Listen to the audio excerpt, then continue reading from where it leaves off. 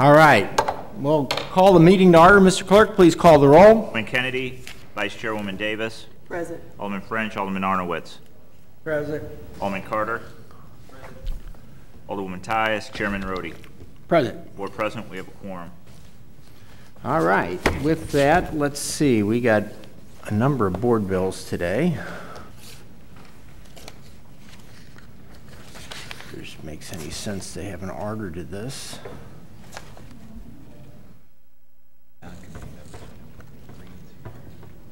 Okay. Ingrassia's here. And then which ones are going to be with the,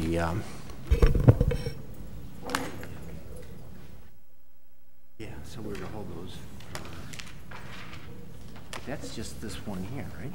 Two, okay, so that's, oh, here it is, I missed that, okay. Okay, what we'll do is we'll take up the Alderwoman from the Fifths bill at the end, because we think that's going to be a little bit more complex and time consuming. So we will go ahead otherwise through the order that they're here. And we usually do this by seniority, I guess. He was here. I don't know. Is he here? We would normally do this by seniority, but Steve's not here. Frank, I haven't seen. Frank, we have not seen. So, Alderwoman Ingrassia, the Alderwoman from the 6th Ward, will hear your board bill number 211. Thank you, Mr. Chairman, members of the committee.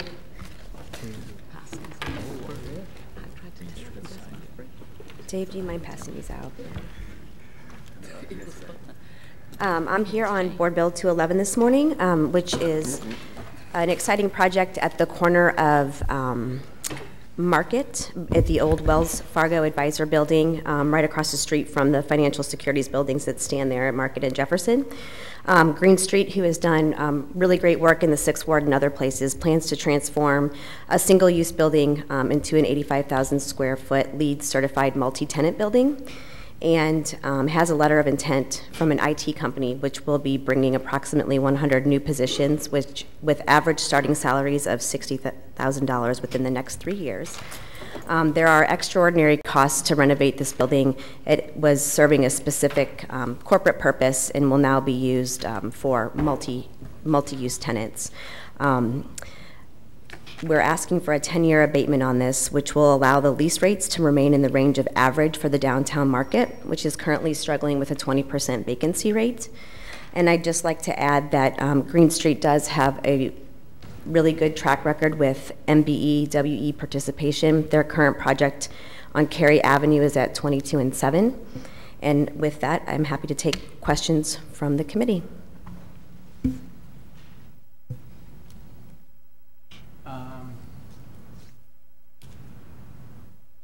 Alderman Kennedy is not present. Alderwoman Davis.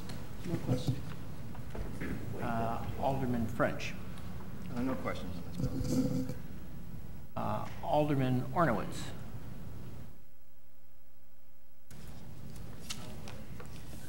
Alderman Carter. No questions. Alderwoman Tyus. I think my roommate said she really is not for this, so no question. Troublemaker. Okay.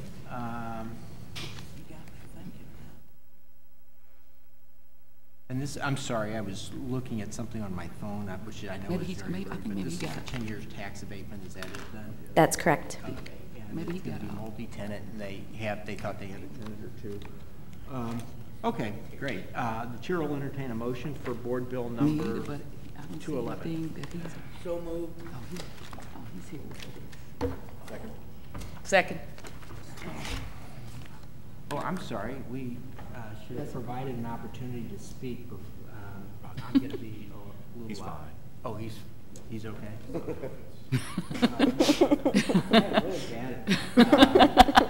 Okay, so we had it's been moved and seconded. Mr. Clerk, please call the roll. Alderman Kennedy, Vice Chairwoman Davis. Alderman French. Aye. Alderman Arnowitz. Aye. Alderman Carter. Aye. Alderwoman Tyus. Aye. Chairman Rhodey. Aye. 6 aye votes, 0 no votes. Board Bill 211 comes out with a do pass recommendation. Thank you, Mr. Chairman, members of the committee. Okay, Board Bill number 210, Alderwoman Green.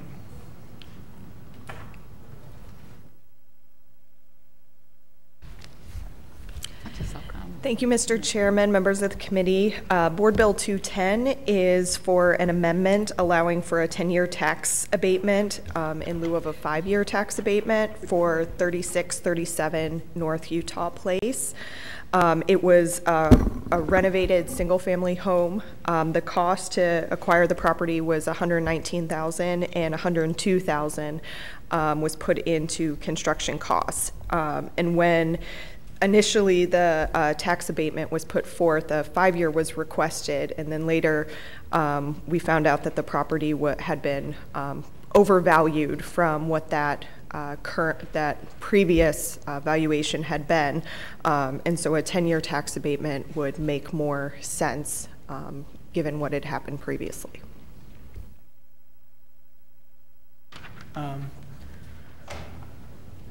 I always get confused. If this is this an occupied home, or is this? It is, I believe, now occupied. Okay, so on single-family residential, we get occupied or unoccupied? Occupied. Okay, so if this was unoccupied, it would have gone to neighborhood development then? Okay. Right. And just so I'm clear, Alderwoman, this had previously been granted. Is this a subsequent ordinance, amending ordinance? Yes, okay. It's an amendment. So you're adding additional 5 years, is that correct? Correct. And when was the original ordinance passed? Just last? That, it looks like last summer. I think it was last, yes. Okay, and then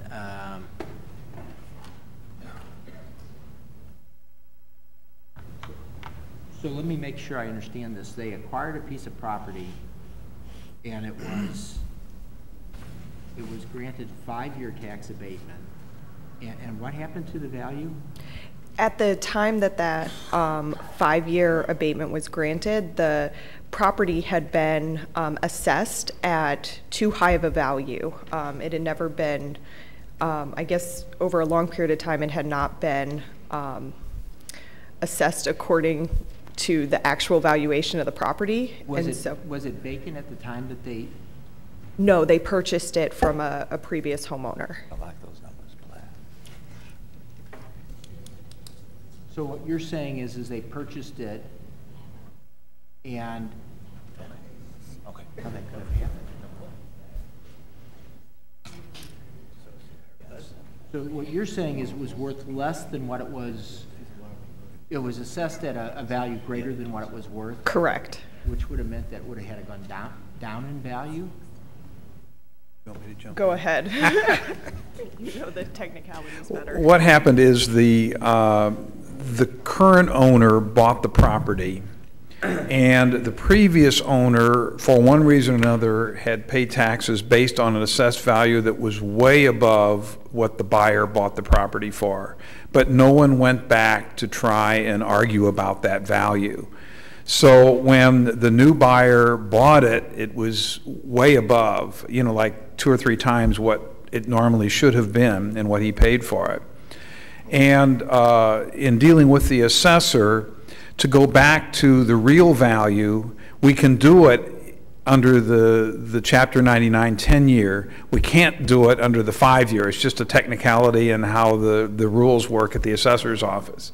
And so we all agreed that the fair thing to do would be to amend the bill to allow a 10-year tax abatement. Then the assessor can base that abatement back at essentially the pre-development level.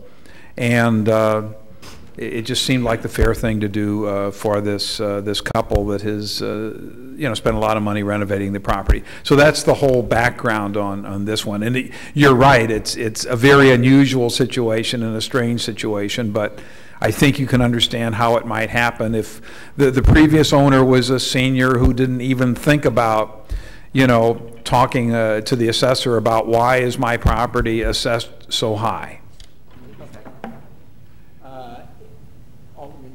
Kennedy, did you have any questions on board? I know you just came in. Why don't I give you a moment to, I will circle back to you.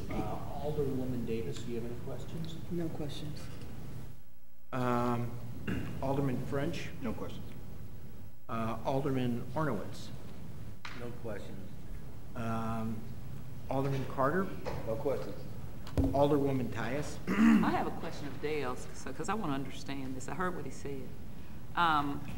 So could they not, this is just me trying to figure out, could they not, when you get your tax assessments, challenge it from that end, even though? Absolutely, but that's the problem. It wasn't done. The previous owner, but I'm saying, for one reason or another, didn't. Okay, but we get the bills, what, every 2 years? We can when can we challenge? How many? Well, I think you're going to do it challenge it every year. So the thing is not to let them lose even 1 year of tax abatement. Is that what you're saying? No, because now, if you were to challenge it, the property's all renovated, so you have no basis now. Because the basis now would be. Yeah, right. Now it really is worth a lot more money. So there really isn't any basis to challenge it. And that's kind of the wedge that this property owner found themselves in. Okay, so this property was, the ordinance was approved in June of 2014. When was the property completed? Oh, pretty recently, towards the end of the year.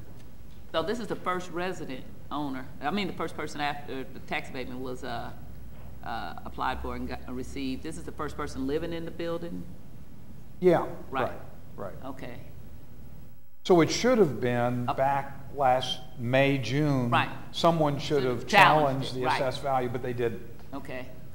So, and then talking with the assessor, this is the solution, because under the 5-year, the assessor is required to go back to the year before, which would have been 2013, to the assessed value, but 2013 was way high. Under Chapter 99, the 10-year, he can go back to what would be considered the pre-development level, and that would be the lower amount. Okay. Okay. Thank you.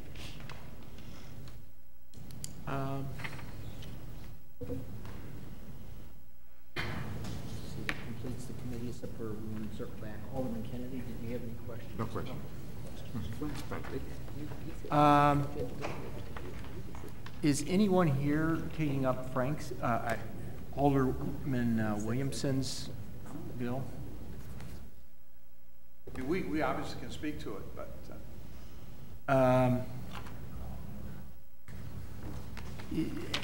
why don't we go ahead and, I see no reason why we can't hear it. We can pass it out. I'm way out of order. All right. There was no speakers for this bill? Okay.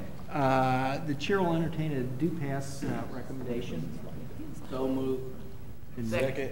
Moved and seconded. All those in favor, please say aye. Alderman Kennedy's here now, so we'll have a new roll call. Go ahead. Alderman Kennedy. Aye. Vice Chairwoman Davis. Aye. Alderman French. Aye. Alderman Arnowitz. Aye. Alderman Carter. Aye. Alderwoman Tyus. Aye. Chairman Rhodey. 7 aye votes, 0 no votes. Board Bill 210 comes out with a do pass recommendation. Thank you very much. No, Alderman Conway wants his heard. He was here at 8:30. He might have had to leave. Okay. He was here.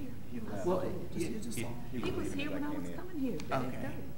He was headed back out toward well, go ahead. Why don't we hold off, and just in case they show up later, we can hear He them. was here. He might have. Alderman Conway said he had another meeting here at 9 o'clock, and therefore he had to go to that. So that's the reason he was here for quite a while, but then had to leave. Why don't we go ahead and hear Board Bill number 240 then, if someone can speak to that. We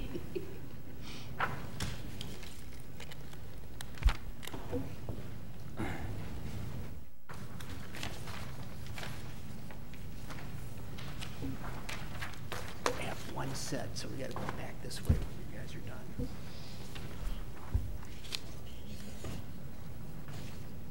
Good afternoon. Board Bill 240, 4135 through 37 Shaw, in the Shaw neighborhood. Developer Jared Holst. It's a rehab of a 4-family. Purchase price of $88,000. Another investment of $101,000. Will be 4 two-bedroom units running from 720 to 765, 900 square feet, and it's 5-year tax abatement. And this is occupied then, right? I think at least one unit is. Okay. So then, Alderman Kennedy, did you have any questions? No questions. Alderwoman Davis, any questions? No. Alderman French, any questions? Yeah, so the construction, the redevelopment has already been completed? It is completed today, yes. I lived right around the corner for this for many years. I don't And how much is the total development? like how they pay. 101,000. And this is a 5-year? 5-year, yes. No other questions? When you say it's been completed, but this was applied for prior to? Yes, sir. Okay. Alderman Arnowitz? No, I don't have any questions. Alderman Carter? No questions. Alderwoman Tyus? Is this 4-family transferred into two townhouses? It'll be still 4 A units. 4-family? Yes, ma'am. Okay, and I'm sorry, who are you? Zach Wilson. Are you the developer? Oh, No, works for you. work for Dale. Okay, I'm sorry, okay. No further questions. And I guess that's it. Our clerk is back. Clerk, we've heard that. I'll entertain a motion that we, there's no speakers No for speakers. 240, okay. The chair will entertain a motion for a due pass recommendation for Board Bill 240. So moved. Second. Previous roll. Request for previous roll, hearing no objections, we'll consider Board Bill number 240 heard and go with a due pass recommendation. Why don't we go ahead and take up Frank's real quick, and we can pass it out, and if Frank doesn't like it, you can always stick it on the informal calendar. But at least we will have, we had an advertisement for this, did we not? Yeah, we have to So have we the hearing. we should definitely have a hearing then in case anybody showed up. Okay, this is for 851 through 59 Goodfellow. And Zach, if you Yes, go ahead and Board here Bill speak. 248, 851 Goodfellow in the West End neighborhood. Developer William Lieberman, rehab of 8-family. He bought the property for $25,000. We'll invest $200,000 into the property. There'll be 8 one-bedrooms with running for $550. The units will be 931 square feet and a parking lot on the side of the building. Alderman is supporting 10 years tax abatement. All right, any questions, Alderman Kennedy?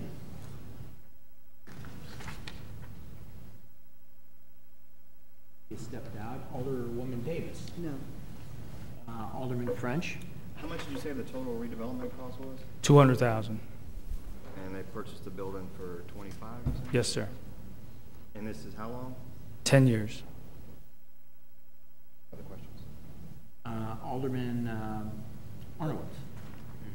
Do you say, how many one-bedroom apartments will? 8 units. 8, yes. It's approximately $550 a month? Yes, sir. That's all.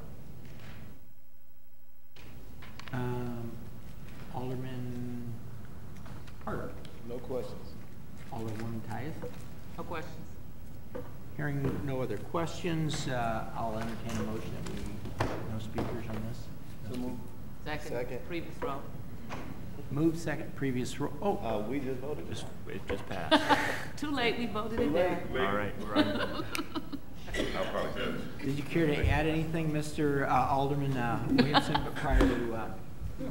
No, Mr. Chairman, this is a 10-year tax abatement located on Goodfellow, and a gentleman is going to do a total rehab, and look for your favorite vote. Thank you.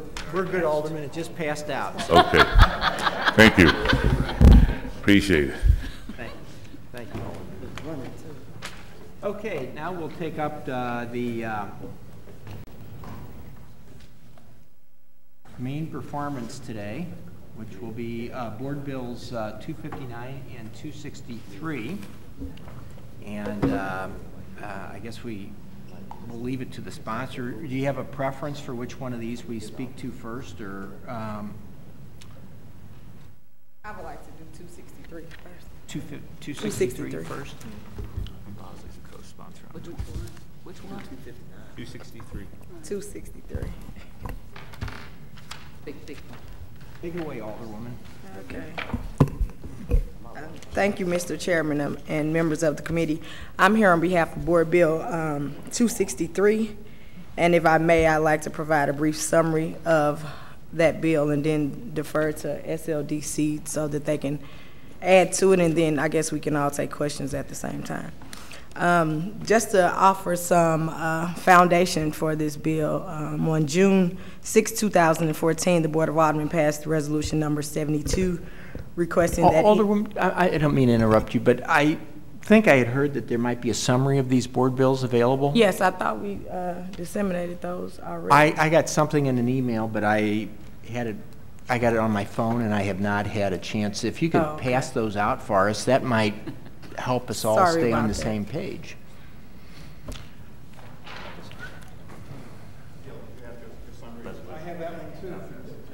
It's a PowerPoint too. Oh, is the PowerPoint something that someone else is going to take us through? I don't mean to disrupt your. Okay. There's another. Well, why don't we wait for the PowerPoint presentation then? And I interrupted the Alderwoman unnecessarily then. Okay. Do you guys want to see these now? Okay. Well, I want to defer to the will of my committee. Here, why don't you hand these things down that way, and then I'll hand them out this way. Thanks.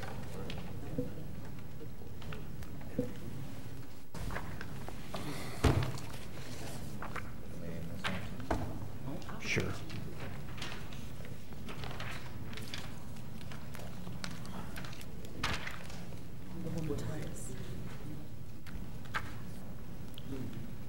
Alderwoman Tyus, they have some exhibits here for you.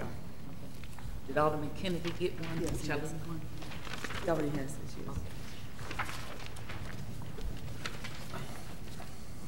Okay, Alderwoman, I'm sorry, proceed. Okay, no problem.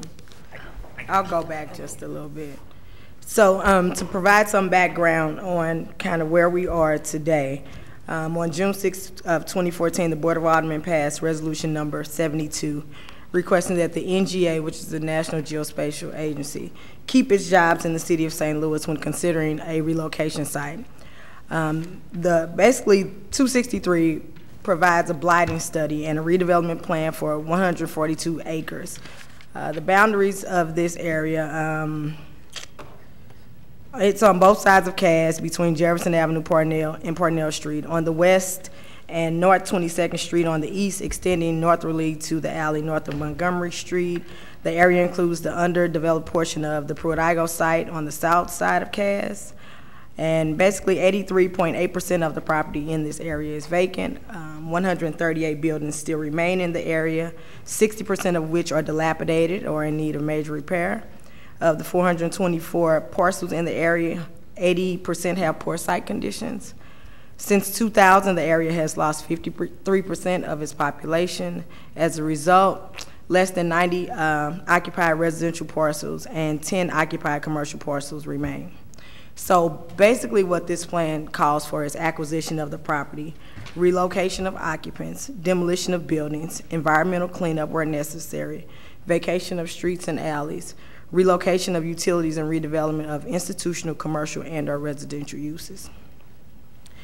The area is one of 4 sites in our region under consideration for relocation of the NGA. If this site is selected, the redevelopment may cost up to $1.6 billion and retain over 3,000 jobs in the city.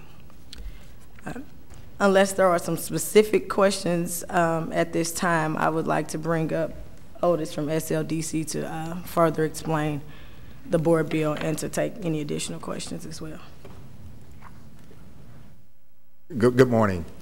I'm Otis Williams with St. Louis Development Corporation, and so in your hand you have the summary of the bill, plus the copy of the board resolution from the summer, where the board did support the retention of the jobs.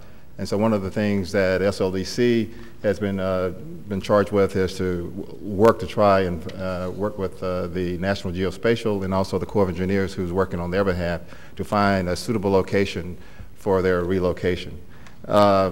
And what I'm going to do, if you can follow me through on the PowerPoint that you have there.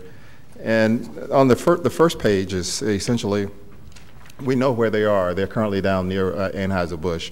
Over 3,100 employees, and the average salary there is a little over $75,000.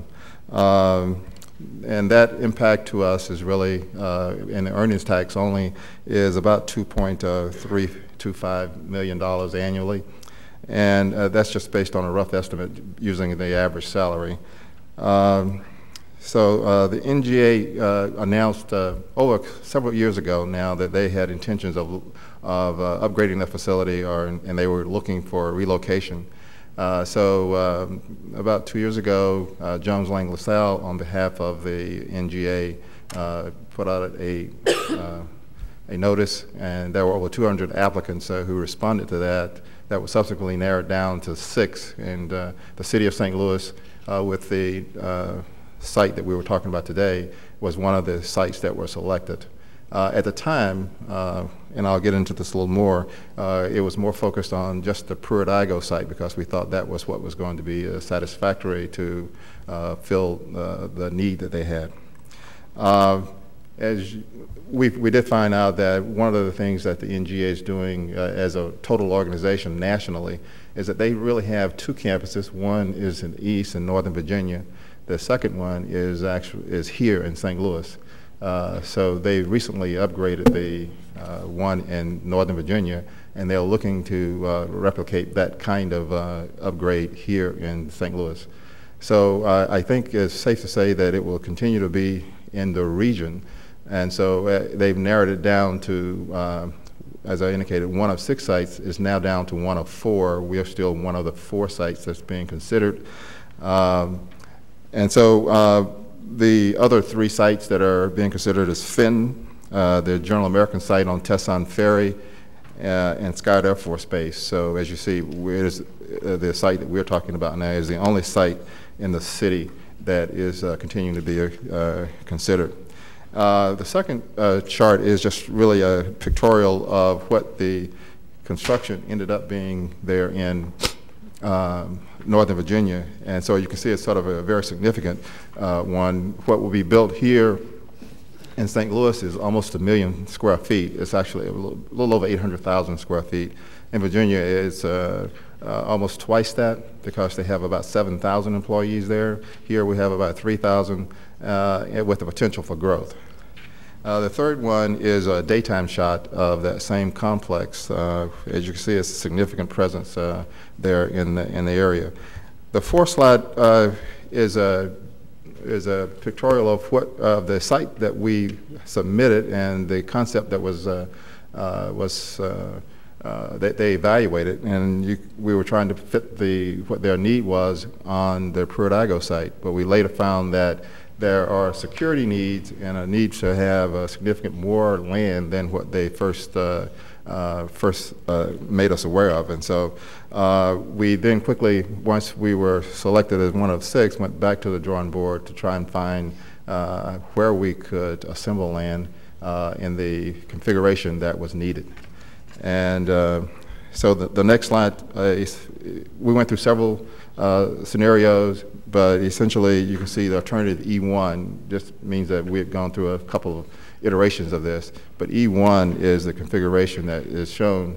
And the other one mentioned that we're considering 144 acres, and the reason that we have that is that there is a need to do a NEPA study. The National Environmental Policy Act requires that in this case, the Corps of Engineers on behalf of the NGA will do an 18-month study, which is the NEPA, that will conclude in a decision and basically an environmental impact statement, EIS, at the end of that. And there are several categories and criteria that they will consider They're in the midst of doing that. They actually began that in September of 2014. The next chart is a pictorial that basically shows the existing vacant land and vacant buildings that are in the area that we're talking about. So at the very bottom of that chart, you see Peridigo, but north of Cass, you see the number of parcels and things that are there that are either vacant or vacant buildings. So significant in that. The next chart is the existing building conditions that are the ones that are remaining. We talked about that there are buildings that are remaining.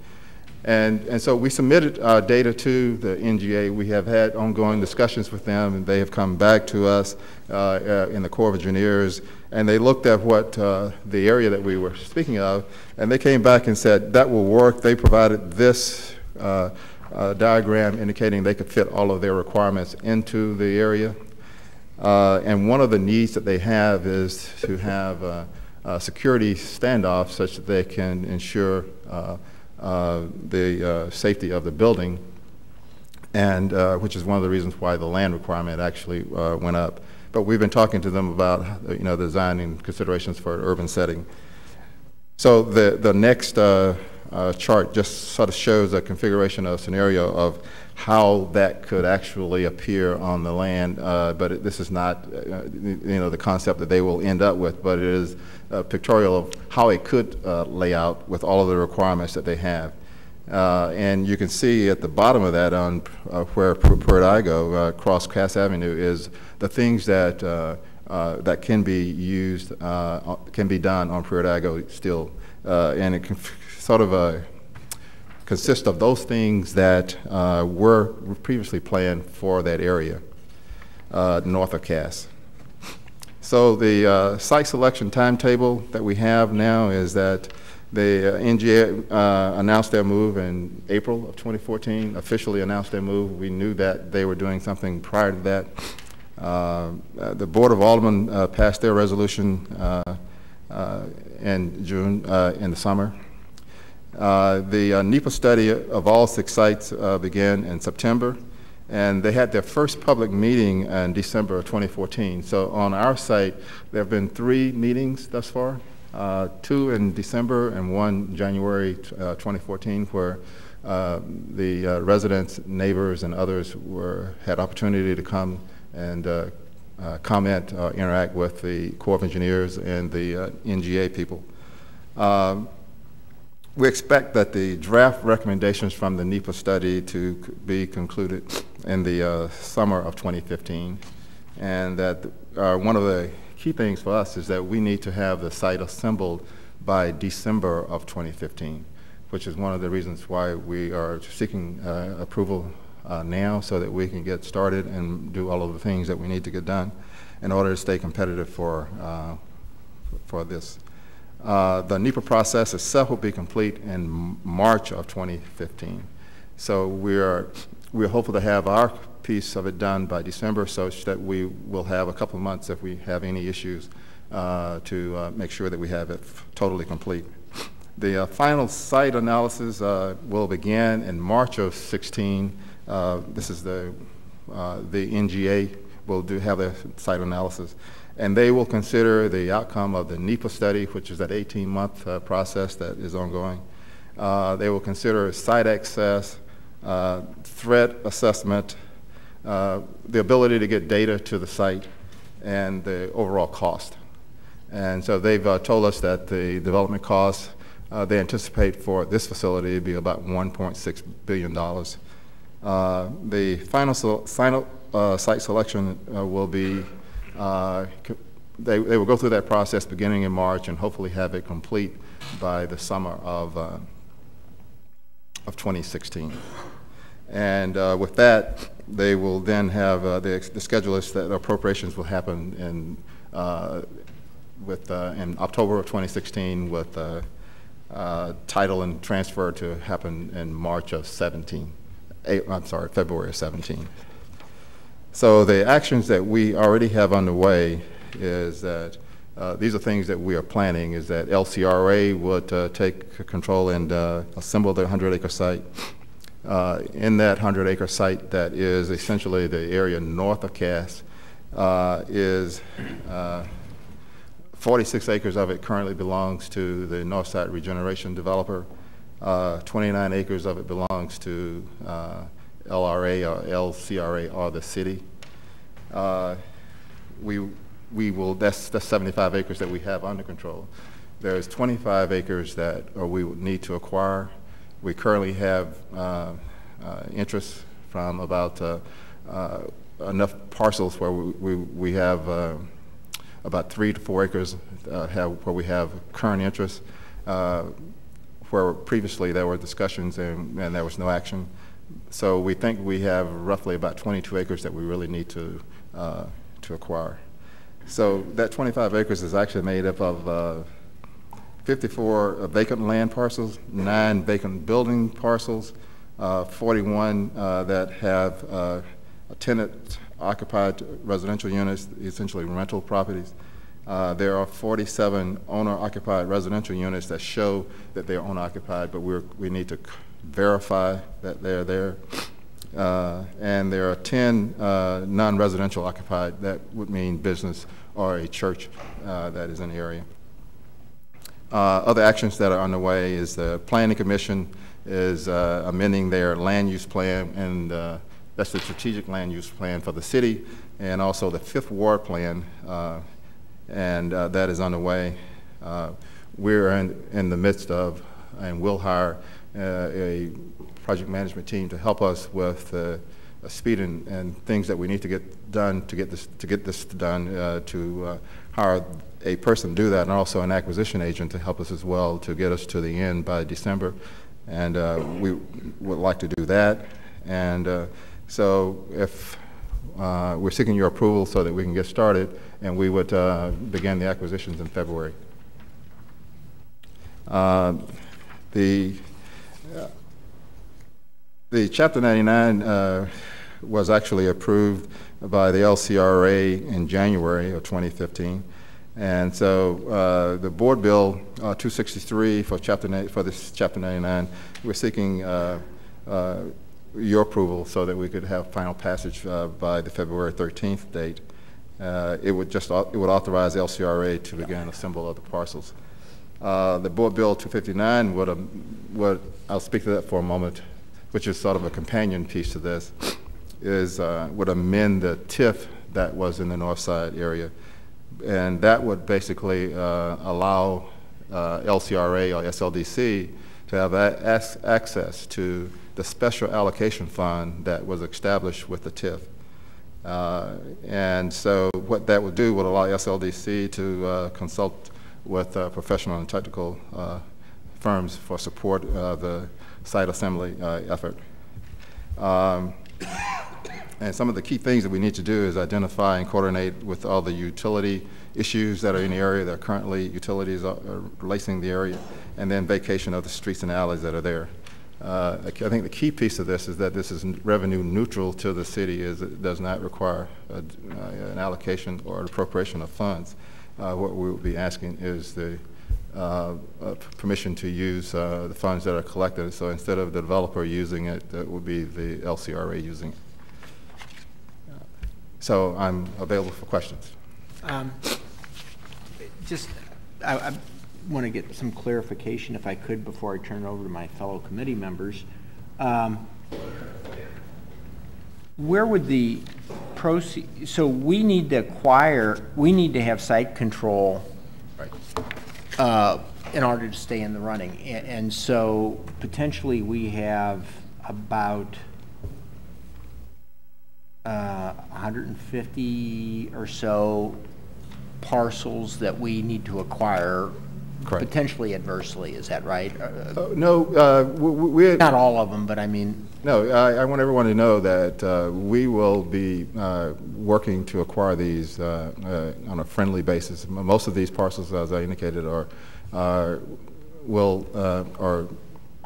vacant or or rental properties. And we do have knowledge that there are a number of people in the area who would like to sell. Yeah, I understand that. I'm just saying that we don't have at this time. No, we do not. Site control over about 150 parcels. Correct. Or so. And then the money that will be used to acquire those parcels, where will that money come from? LCRA will arrange to funds through a bank facility, and through which? Through a bank facility. In this case, we're working with a local bank, and so it will, in essence, they will borrow the money. Correct. We will borrow the money. Which of the entities over there? LCRA. LCRA. Okay. So LCRA will borrow the money to acquire the properties, and we will be reimbursed on the sale of the properties to the NGA. Okay. And then we just kind of went through this concert thing, which I voted for, so, and I'm still hopeful for that it'll be a success at some point in the future. But let's talk about downsides. The worst thing that happens, we acquire all the property. For whatever reason, the NGA decides not to move in. Now we borrowed money, bought some property, and I think there's probably value there, but what's our exit strategy? What's the downside if we end up with egg on our face? Okay, so one of the things is that one of the challenges that we always have when we are competing for business for the city is that we never ever have an assembled site that has the environmental taken care of, the utilities situation squared away such that it is development ready. And so one of the reasons why people will choose to go to a greenfield site is because of those are not challenges that they would face. We think that this becomes a very valuable asset just merely because of the location where it is and the fact that it is assembled. But I think that this one is ours to lose unless if we don't do this, then we're. I understand, and we've had this discussion before, but I just, right. We need to, on a project that is this high profile, we do need to think about what our exit strategy is. Exactly.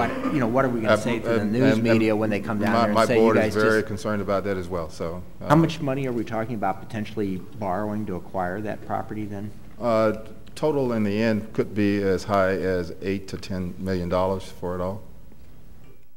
And then this bill obviously is a redevelopment plan, but it also would have tax abatement. Is that even an issue because the NGA is a tax exempt authority, or? It is not an issue here. So does this not include tax abatement then? Does not. Okay, and of course it's already in a TIF district, so that would kind of be double dipping anyway, but. Correct. Okay. Thank you. We'll go ahead and go through the committee list then.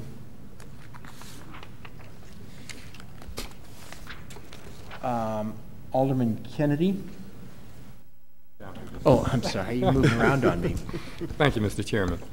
The eminent domain, you say, but it includes owner-occupied properties? It does. Are there any owner-occupied residential properties? There are. Our initial take at this, because we have not made any contact with anybody at this point. We just did I call it a map survey, and using the assessor data, it shows that there are 47 owner-occupied units that are there. Are these residential? Yes, they are residential. Okay, 47. Thank you. That's all I had. Alderwoman Davis.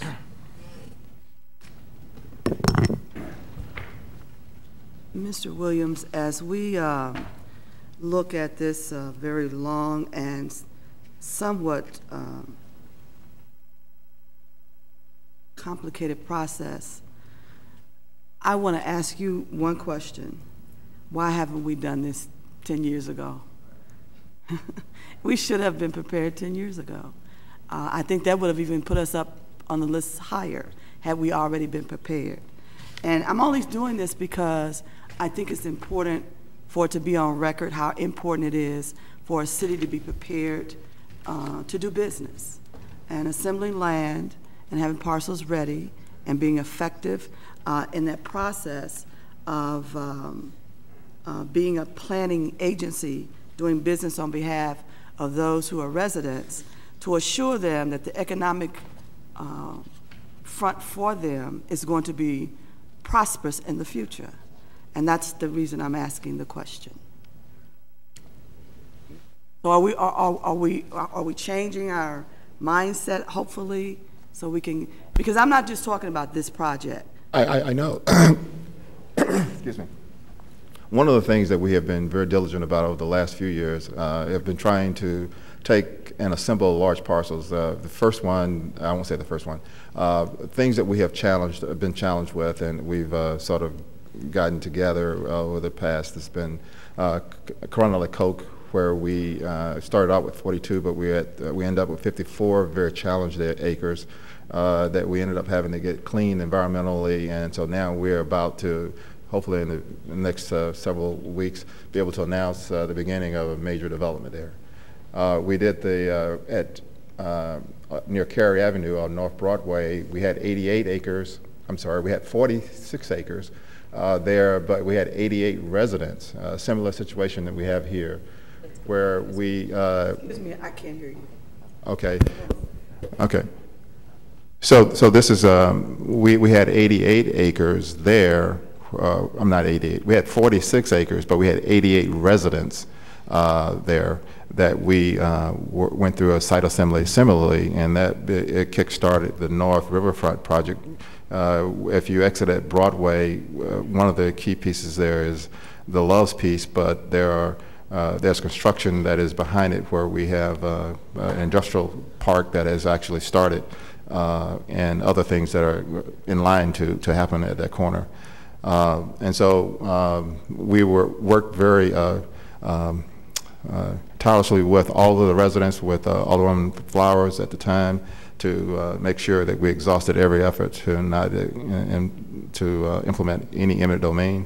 So we went through that whole process, and I think at the end we did eminent domain, but it was primarily to settle where we had families who were willing to sell, but they could not have a clear title.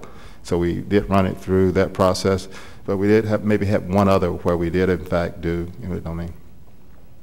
Well, I'm glad you shared all that, because that's important as well, to hear that you've actually been a part of a process like this, and we honestly haven't heard anything about it, which is a good thing.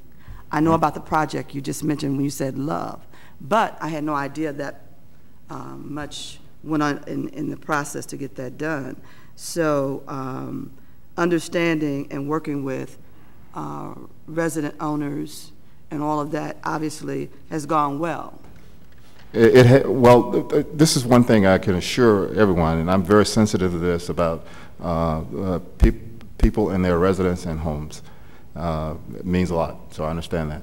Mm-hmm. And so we will do everything that we can to, in this process, to work with each of the property owners that are there. And so I think informally, and just people out, some of the folks we have out walking just to find out what we have there, people have shown an interest. There are some who are not in favor, and you probably will hear from them today as well. But I think overall, for the benefit of the city and for the jobs that we are trying to retain and the potential for growth with those jobs, I think this is the thing that we need to do. Okay.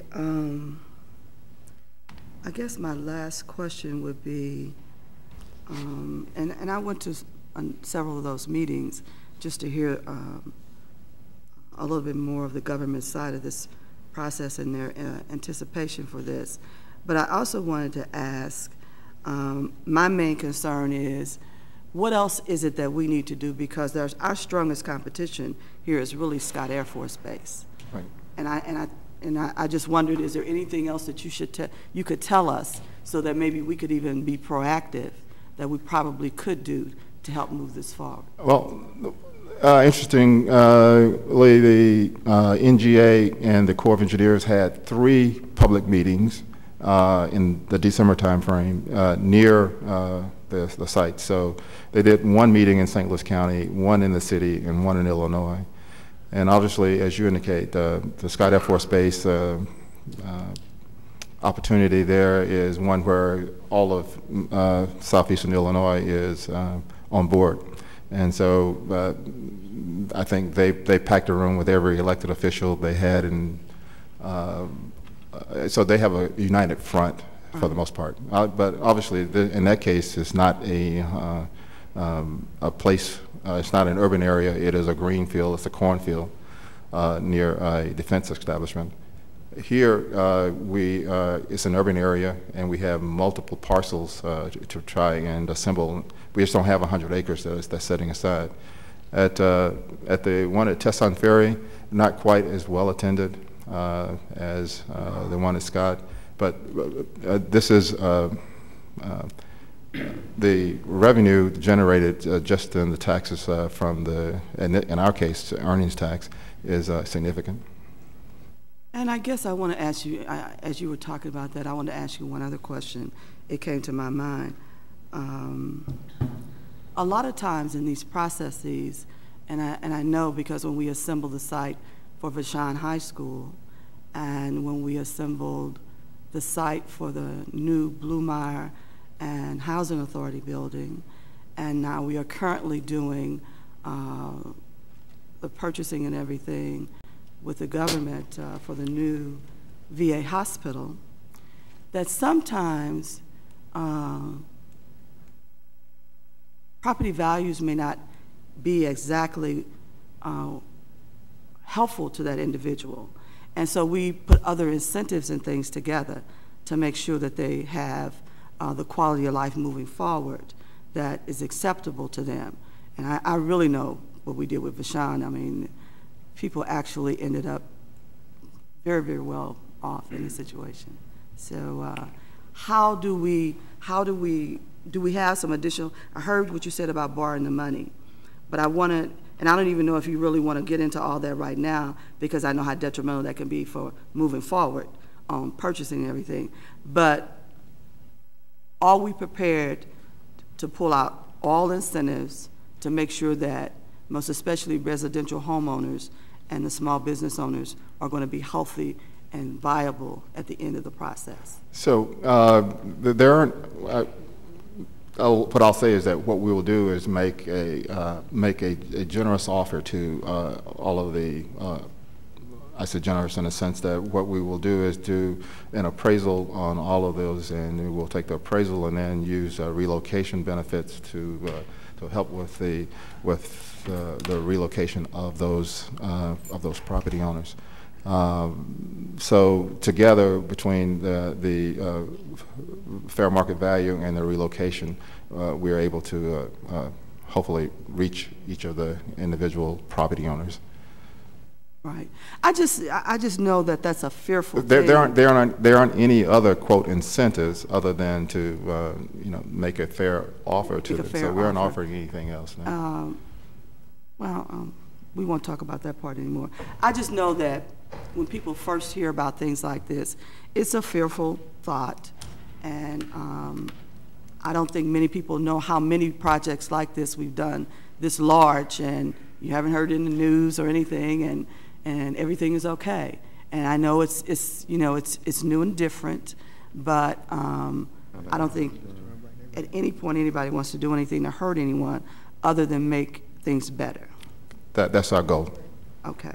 Well, like I said, I've been through enough of these, and I'm going to be very watchful, and I anticipate that you will do well. Thank you. As I look around the audience, it appears, and forgive me for jumping to assumptions, that we might have some residents from the area out there, or just residents from the city. And this might very well be your first trip down to City Hall, so this is probably a confusing process for you. What's occurring is we're hearing the board bill now. We do provide an opportunity for the public to speak. And there's some sign-in, our clerks stepped away, but, he's right. 4 times. We do have some sign-ins, okay. If you are interested in speaking or having a question, we will have limited time for the public to do that, but you'll need to sign in. So collect your perhaps spend a couple minutes collecting your thoughts. These types of projects are extremely complex and difficult to communicate to. And if you are down here and a little kind of overwhelmed what's going on, the staff will be here and be able to speak with you one-on-one afterwards. We'll give you, depending on how many people, at least a couple minutes per speaker after the committee's done asking questions of the sponsor. With that, why don't we, Alderman French, do you care to? Thanks, Otis. I've got a few questions starting off on process. Okay. So with the, if this committee and then this board was to pass this bill, it would authorize LCRA to begin the process of acquiring the property and using an eminent domain if necessary. Correct.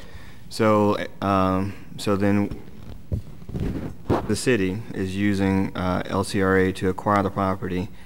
Who actually then develops it? So who actually builds? As indicated, this is a Chapter 99, and as we do with all Chapter 99s, we then advertise for a redeveloper at the end.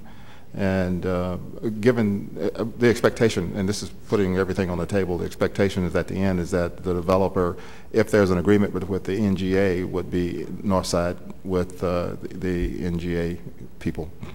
But it could be directly with just NGA, so we don't know yet the outcome.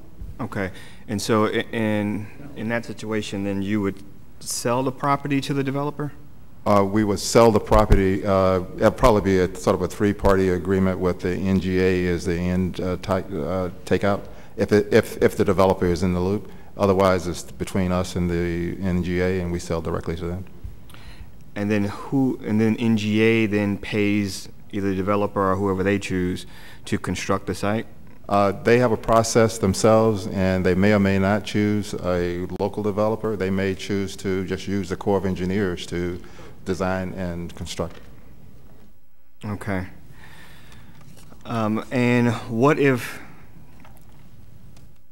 well, first, before I go to that one, and so the money that you borrow to acquire all this property, you hope to be reimbursed from NGA or the developer? From the sale of the property, and the ultimate sale is with the NGA. Okay, so the federal government will hopefully reimburse you. Right. And I heard the chairman ask this, but I don't know if I got a specific answer. And so what happens if the NGA chooses another site and does not purchase this property?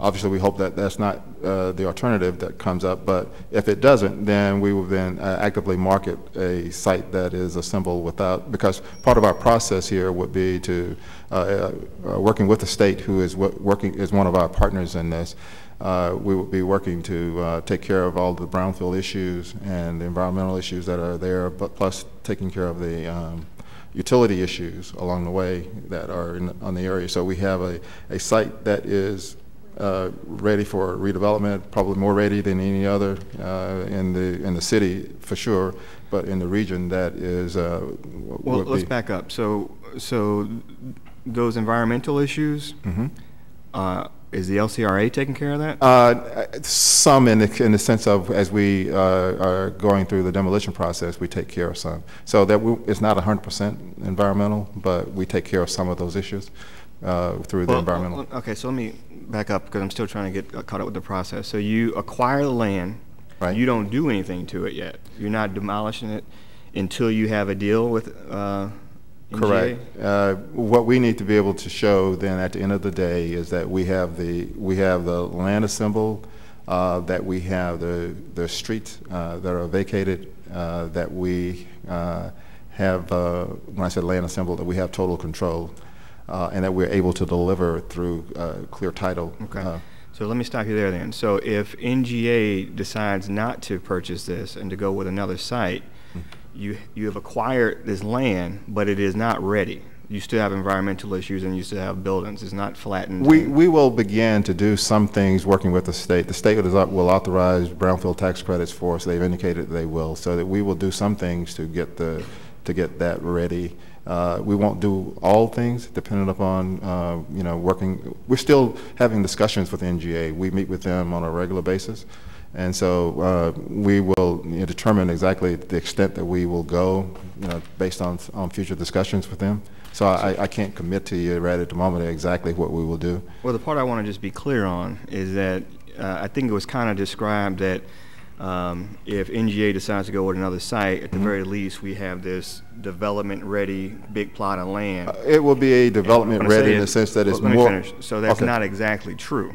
So we have, for instance, Pruitt-Igoe in the same condition that we have had Pruitt-Igoe for the last 20 years.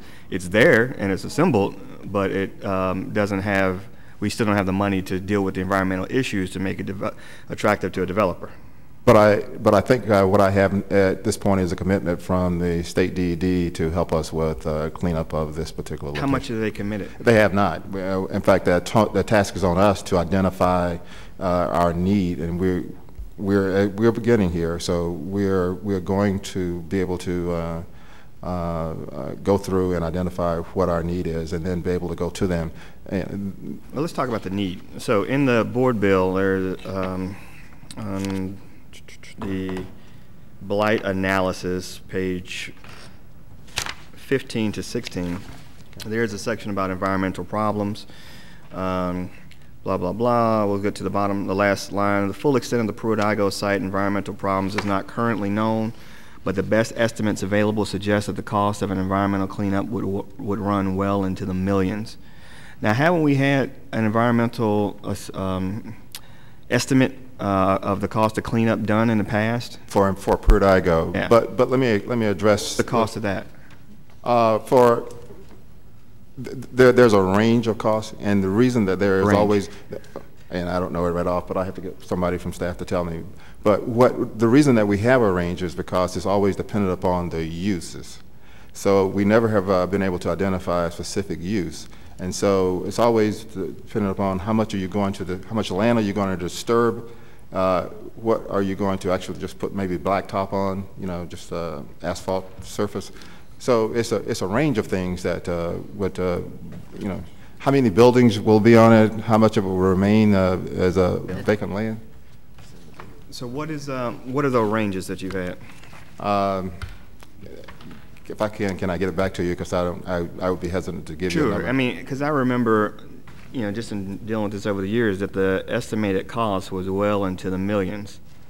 Like, we have had a number as low as like 3 or 4 million, depending upon a particular use.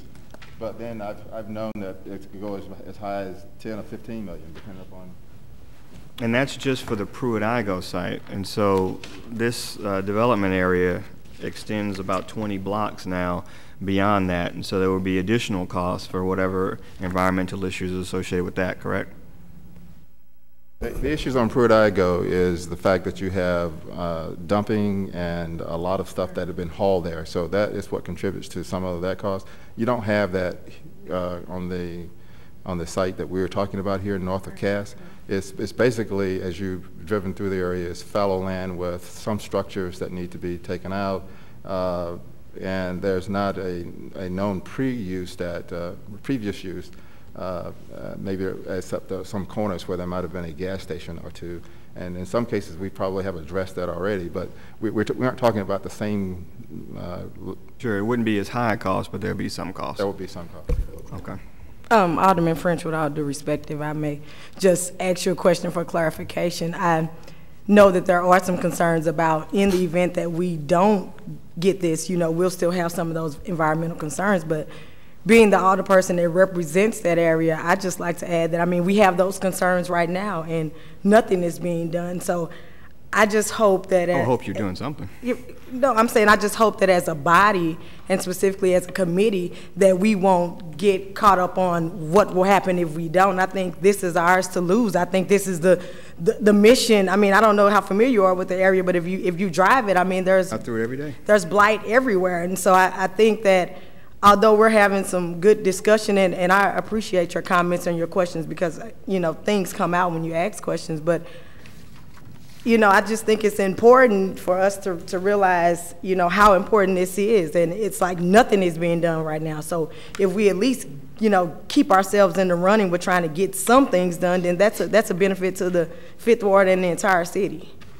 Okay. I appreciate your comments. And I'll just say also, with all due respect, having been down here for quite a while and kind of followed everything down here, we quite often engage in deals that we don't ask enough questions for, and it's only 10, 15 years later that we realize we have made an awful mistake because enough questions weren't asked, and especially the central question is, what if this gamble doesn't pay off? Then what? And so what I'm trying to get to, and I still have a few more questions for Mr. Williams here, is if we expend this money, if we take these loans out to acquire this land, if we remove 40 or more families from their home, all in the gamble that we will get this government contract and that the government then decides to go somewhere else, what is the next step and what are we on the hook for? And first thing I do want to clear up is that it has been kind of suggested that we will then at the very least, have this assembled huge area that will be very attractive to other developers. And what I'm just trying to get down to the bottom of it is one that's not exactly true. It's not like we'll have a big flat piece of land like they do it in Illinois with the Scott Air Force Base that is very attractive to a developer. We still have a huge area that has a lot of environmental issues, still a lot of costs associated with most development. So I'm just trying to get to the bottom of exactly what we'll be left with.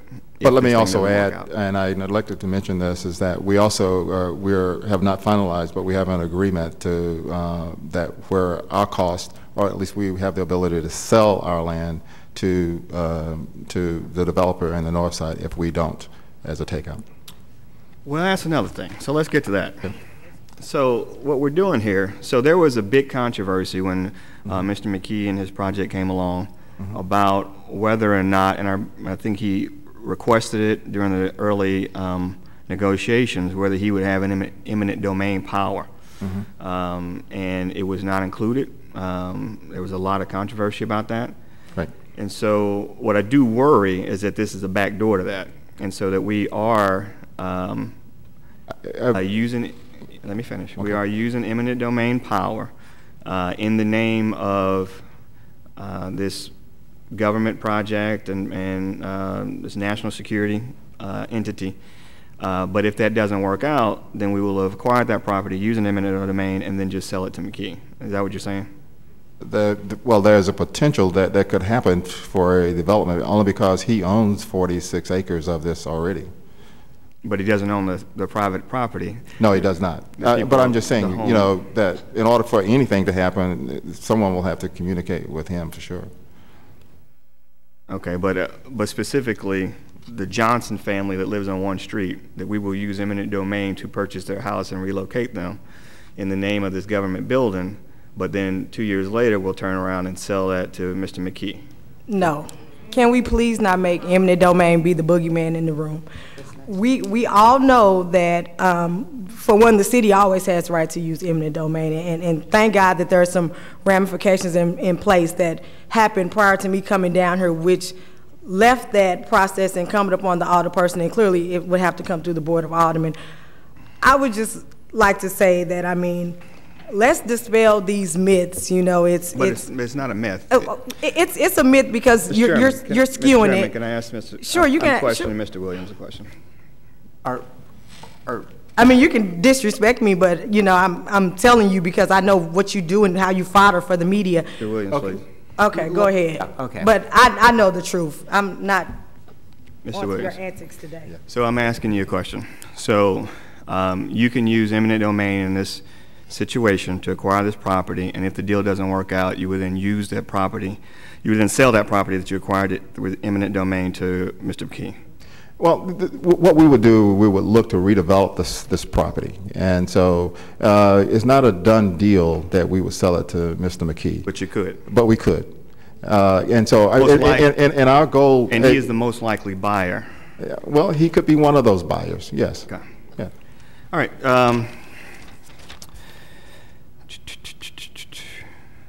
So that, let me, if I can, also say that our role for the city is to try and basically attract businesses to the area, retain the businesses that we have, and assist the businesses that are here. And so we have an opportunity at this point to try to retain an entity, and just because we are limited somewhat with the geography that we have, in the sense that we are confined to 61 square miles as opposed to wide open green fields, and that almost every parcel in the city has been built on at least once. The fact that we have an opportunity to assemble 100 acres to be able to retain this business is a plus for us at this point. And so what we would like to, with your approval today, is to begin to assemble this site such that we can retain this. Because if we don't, then it is a foregone conclusion that we lose we do not retain the facility. Sure, and I was one of the signers of the resolution that said that we should try to keep it. Right. And I think we also have a responsibility to try to retain residents. Oh, most definitely, and I think you're dealing with. Okay, go ahead. We just also have a responsibility to try to retain residents. And anytime we talk about using eminent domain, I think we should ask all these possible questions. And I think agree. There are plenty of cheerleaders and supporters of this project, and we're learning about all the benefits of it. And I recognize a lot of the benefits of being able to acquire this, and if we're lucky enough to get the NGA to stay, that would be incredible. But there's a good chance that we won't, and we just need to ask the questions, and I think that's our responsibility, is to ask all these questions. I agree. About what happens if it doesn't work out. And I don't have a problem with that, because I think this is a public hearing, and we should have that very open discussion. So I do have a couple more questions just about process. So well, not process, but this is a TIF area, right. The big TIF. There's no TIF revenue that comes in if NGA takes that space, right? Well, the TIF revenue there would be a portion of the earnings tax. The earnings tax. Correct. Okay. Okay, but not say if it was a big IKEA or something like that, there'd be obviously more TIF revenue coming in. No, it will not. So you want to go? Okay. No, the benefit here would be, because there are, I call them people that support the NGA, and the opportunity to try and, once you build the kind of facility that I showed you photos of, it begins to attract other things that will co-locate around it, and so you start to generate. And so I think it's like planting the seed. So one of the things that we were told that the TIF would be used for was for infrastructure repairs, including street repairs. Was sewer included in that too? Sewer repairs? It's all infrastructure, yes. So if NGA took this site, though, there would be less TIF revenue to pay for those things versus traditional private business. Since you're only getting TIF revenue from the earnings tax and not also sales tax or other things. But as I indicated, I think that you also then began to get other tax generators that will be willing to locate, that are not willing to locate now, around the site, just because of what would have happened to that location. And so you start to build. The key to the TIF is the building of funds into the special allocation fund. And so until we can get those tax generators, and the idea is to have an environment where people are willing to invest, this is the beginning of trying to establish that kind of environment. And there are other potential deals that are in play that will start to generate taxes into that into the special allocation fund as well. Okay. No more questions. Thank you. For my own edification, just to be clear about this, and I think I know the answer, but since this is a 99 and this is a publicly controlled entity, correct? Correct. So Paul McKee's acreage that he owns within this district is also subject to that same. So in fact, he very well might not be the developer, and exactly, he has agreed to to put his land into that. You have, Yes. okay. Obviously, he could certainly make money on something like that, but that doesn't Right. necessarily guarantee him the spot as being the developer. Alderman Ornowitz, did you have any questions? No, I think Alderman from the 21st asked a lot of questions I had written down here, but no. Thank you, Alderman. Alderman Carter? Yeah, I just have one. So what would be the timeline, let's say, to purchase these properties from the residents? Let's say if we pass this bill out, I'm sorry, what would be the timeline to purchase the properties from the residents that actually live there, from the 47 residents? We will begin the process of interacting with each of the residents in February. And so each one will take whatever time it takes in order to make them comfortable. Right. And are we giving them the value of their property and that's it, or is it a little bit more? It's the value of their property as appraised plus relocation. Okay. No further questions. Thanks. Can I ask one other question? So you would buy these flat out. Can you do it in the form of an option so that it only? Unfortunately, we asked that same question to NGA. We cannot have as an option only because with an option, it's an option for both people, and so a person could opt to change their mind. You know, so when they make a decision, they want to be sure that they have full control.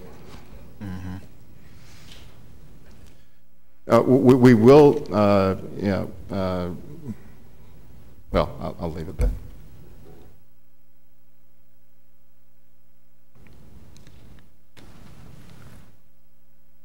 Alderman, are you? He's done. Okay, sorry.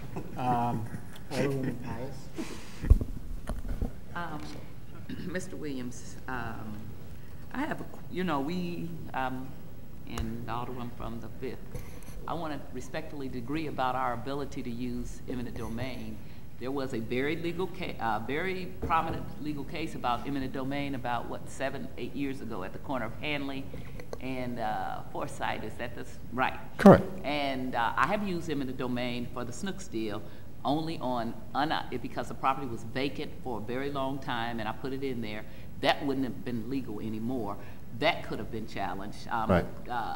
So do we have a legal opinion about us using this eminent domain? Because I have some real serious concerns about the case law and us using this way. Because what I understood, we could use it for public purposes and not for a private purpose. So do you have a legal opinion about how we now use eminent domain and wake up? And I can't remember the case. I'm having a senior moment now. But I can pull the case for you. A kilo. Yes, right.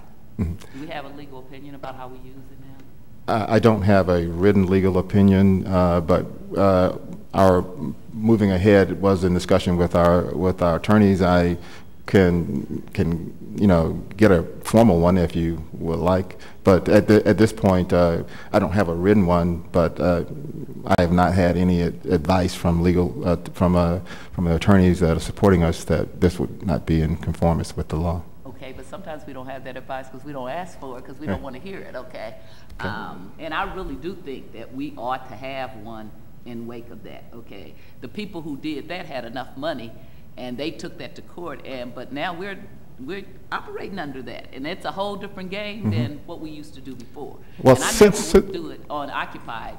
I did it only on some very limited things where it had been vacant for a long time, because I have some real serious concerns about occupied properties. Okay. Alderwoman, let me say that I think that at the end of the day, when we have conversations with the property owners that we will be contacting, that I think that our offers will be such that they. I have no problem with it, okay. But I don't like you to make offers to me with a gun to my head. Oh, no. No, but that's what, at the end of the day, it is what it is, okay? Because that's what I did to the person who had a vacant piece of property where the Snooks is now. I held it up for a year, and then I said, I'll use this on you. And it is, so I'm just being real honest. But for a year, I advocated for her, and it had been vacant for 20-something years, a little piece of property, but I wanted her to get as much money, and I advocated for her, and no matter what they gave her, then she wanted more. And so then I said, I will use this, okay? So I'm being upfront and telling you. But I don't think that I could have done that under the kilo now, okay? I don't think I could. I think that I would have been. And we wouldn't do it that way, no. Right, but I'm just saying. So what I did on Natural Bridge, if you go across from Wade, I bought all that property when I was the 20th Ward alderperson. We used no eminent domain. There's two, well, the city owns one that I bought that's still sitting there. We actually own two. And the last piece of property, she just agreed to sell it to us, but no eminent domain, okay? We've had to walk that walk a long ways, so I've done it both ways of saying that. So, but what I heard you say, and this is my concern personally, because although I've used it, I also have a grandmother who would come out her grave. You talked about occupied houses, and you talked about churches that potentially could be used for that. I agree with the Alderwoman from the 19th. I think that we should have been, if this was something that we were really interested in, we should have been purchasing these properties, okay? And I also know how, probably more than others, how to really, if you do eminent domain, then you still have to have a hearing and the judge has to do all, and at the point, and so I know that, okay? A friend of mine, where the Walgreens used to be, where the Snooks is now, owned that building. Mark Finney got a lot of money because the city thought that they could play with him, and we had built millions of dollars around his property. So, and he got millions of dollars, much more millions than he thought, right? No, not from us. Oh, he got the money. It was when Clarence Harmon was the mayor, okay? But so I'm very familiar with the whole process. I know just because you have eminent domain, that's still not the end. You have a right to go to court and the whole other things, and you have a right to have a hearing, and you have a right to have the judge appoints 3 people, and then they have to, you can bring your, so I'm familiar with the process.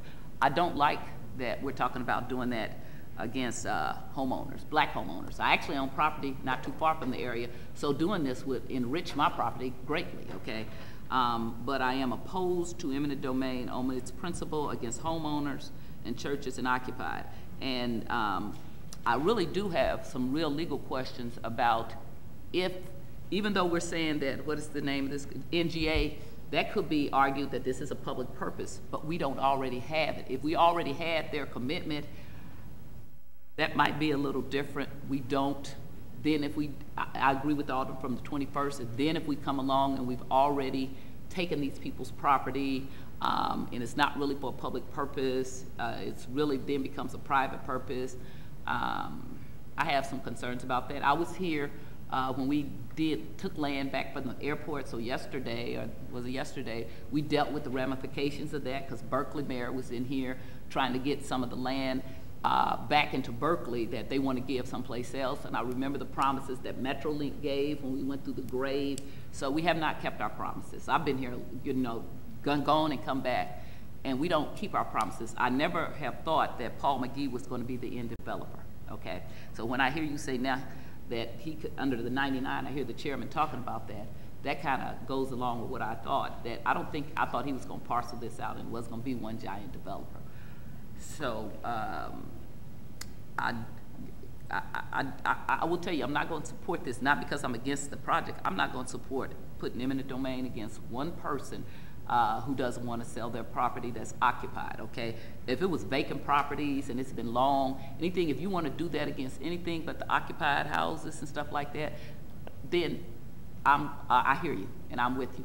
But if you're not exempting them out, I'm not supporting this, because what I think you have to do, and I told this to the Alderman from the 19th when he put, what's the school that's up there on Vanderbilt, and he had, there had been some new houses. Cardinal Ritter. Right. There have been some new houses, and he was dealing with those people, and they asked a lot more money. And I said, Mike, give them the money, okay? You know, it's a couple of houses. He did end up giving them the, well, you all are fighting about. Right. Okay, but, so I think that if you want them to move, they're in the process. They just got cha-ching, so you got to cha-ching them, okay? Whatever it is, I don't think that we get to say, okay, you just have to move. That's what I'm not. We just have to deal with them. Because I had a developer on Natural Bridge, but one person didn't want to sell, and she lived in my ward, and we sat down, and her father didn't want to sell. I probably could have got him in the domain. No, and he didn't want any money. That wasn't his thing about money. He wanted to stay right there, and that's what he did until he died. and he's died now, and she's selling me the property. So the people that have been in this community for a long time, I have some real concerns about how Mr. McGee, so I want you to understand how he bought up the property and didn't fix it up, because that's how you run people's property value down. I am in the neighborhood. I kept my property up. I bought vacant property. I've kept it up, kept it up, kept it up, so much that the alderman from the 3rd always brags about it. So it is not fair to people when you come into a neighborhood, even though it may be marginal to you, but there's always that lady on that block that keeps their property beautiful, but you come and you just let your property run down. And that's what happened to us all around. And they used to tease my husband and I because we always kept our property just the way I want to live next to it. So to then come in and say you're going to be able to negotiate with them in good faith, but you want the eminent domain to negotiate with them, I don't support that.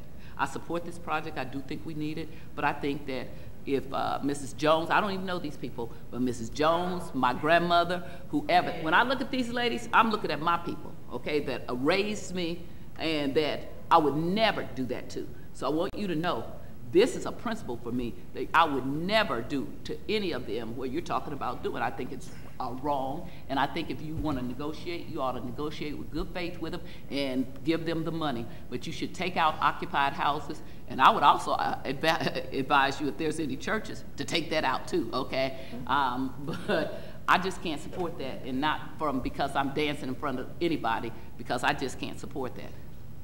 And so I just want to let you know that. I have a couple of more questions. Could we do this by taking out the occupied houses as eminent domain?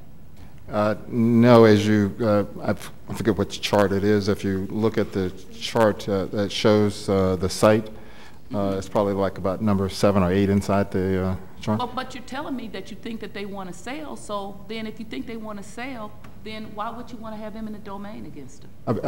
One of the things we have is a short timeline. Okay. And so one of the things that we need to be able to do at the end of the day is to be certain that we can deliver all of the site on December 31st of this year. And so it's for that reason that because we will do this in good faith effort, as you indicate, we will talk to every individual privately and make a generous offer to them. Well, I would tell them to go, we're going to go find a lawyer who represented those nice people out on Hanley and Forsyth, and I would tell them that they could have a very good fight with what you're doing. When will the decision from NGA, when will that be made, did you say? There, in the handout I showed you, they will actually have a preliminary, they will have a preference made sometime in the summer, but they will, 15, but they will basically make their decision between March and June of 2016. You didn't have them. And you said you had to be able to show that you had the land assembled. Correct. Clear title. What else did you say you had to have? Just the land assembled. One of the things is that we're obviously competing with 3 other locations, and so we need to be able to show that our land is as competitive as theirs, and so we will do what we can do to put it in that position. Okay, so there's no way we could have land assemblage by March, so by us having eminent domain, you're going to be using that as a way to show that you could assemble the land, is that it? Because even with eminent domain, this is the end of January. No, so in March of 16 that I'm talking about now. Oh, okay. I was going March of 15. How you going to do that? No, okay. No, March of 16. Okay. Okay. 2016.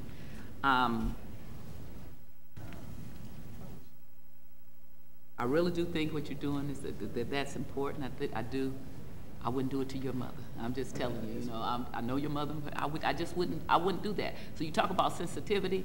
So I come from a family that were sharecroppers, and then they had land, and a lot of black people have lost their land because people tricked them and confused them, and they didn't know their legal rights. So I can't go home and talk to the Tyus family if I would vote for something like this. I would get put out of my family, and I'm a very aggressive person, and the Tyus family is way more aggressive than me. And I'm just telling you that. I think this is wrong on I mean, and go ahead, because I'll be quiet. And no, I understand, and I can respect that to a certain degree. Keep in mind, I've been in this community all my life. 5 generations of my family has been in this community. My grandfather moved in this area in the 40s. And so when I look at this, I don't see this as I'm displacing a senior whose mother may have lived in the house. I look at it as an opportunity and seeing what's of the greater good for everybody. I look at the 3,100 jobs that'll stay there. I look at the $2+ million that we'll lose as a city if we don't do that. And I think in good faith, if the city is willing to be very fair, I mean, probably above fair, and offer relocation to some. But they have to live. Yes, so I think that's a good thing. And I mean, of course, I don't have their years in, but as an individual, I mean, if I'm, looking at what's for the greater good of everybody, knowing that these guys who ordinarily may hit me upside my head could get a job at this facility, then that would make me as a person say, okay, I'll sacrifice me. I've lived my life so I can be of benefit to everybody else. But I mean, I would never try to force that down anyone's throat, and we're willing to do, just about anything to make sure everybody's comfortable. I've talked to some of the developers that are going to build homes, that they're going to be very open to keeping people in their same community. It's just, I think that this is very important, and I think this is definitely something that we shouldn't pass the buck on. I mean, when you look at 60 years of disinvestment, to have something, to even be considered in the top 6 or 4, whatever it is, that's amazing. That does a lot. So I just hope that everybody just keep all of that in mind. But what I'm saying to you, I watched Mr. McGee because I own property. I've been down rehabbing over on the other side of Natural Bridge for 30 years. So I've watched him buy the property, and the easiest way you can run property values down is just buy stuff, and then you don't do anything to it, and so you hurt everybody else's property value, okay? And you also run out the people who are meticulous about keeping their property up and doing, so you can run people out like that, is what I'm saying. And I have had the privilege of living next door to somebody that lived to be 102. And he fought the battle the whole time to stay in his house. And I promote, in my 20-something years, over 20-something years in politics, is about the rights for seniors to enjoy where they have lived, and they should have a right to live there throughout their years. And a lot of times in North St. Louis, that doesn't happen because people say that property value is depressed or whatever, so I got this better idea for it. But what you think is okay, what I found from Mr. Williams, my neighbor who lived to be 102, is that he fought the whole time. So my husband and I end up taking care of him so he could stay in his house by himself until he was 100. Several of our neighbors on Marketplace have done the same thing, okay? And so that is important to them to stay where they live in the house, where it's familiar to them, but also it's important to them because although we may look at a community, and even you differently, that's their community. And they have lived there, and they have put their, a lot of these black people couldn't buy any place. Like when they did redistricting to me in 2001, come look at my community now versus what it looked like.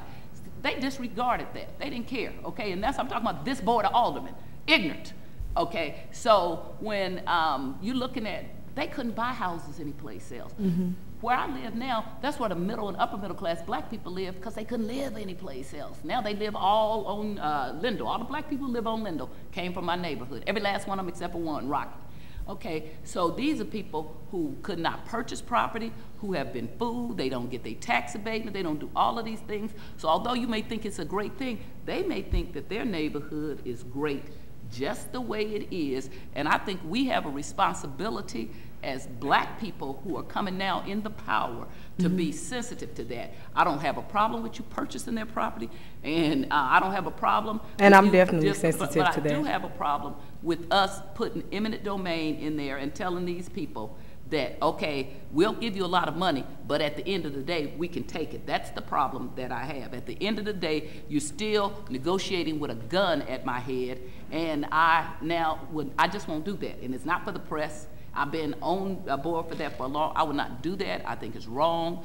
And I hope that we will take that out and we will deal with it a different way, because I do support keeping jobs, and I do understand what you're saying about young men, and I push in my ward. But I've done it. I've been able to now learn to do it without eminent domain. Okay, and I've never done it on an occupied house and church. And I've been marched on by the black preachers down here. Okay. And that's why the clergy coalition is not mighty anymore, because I beat them. But I still think that there are some things that are wrong, and for me personally, it's wrong to do it, and I can't support it, and I won't take it. And I respect that. Thank you. Alderman. I have some additional.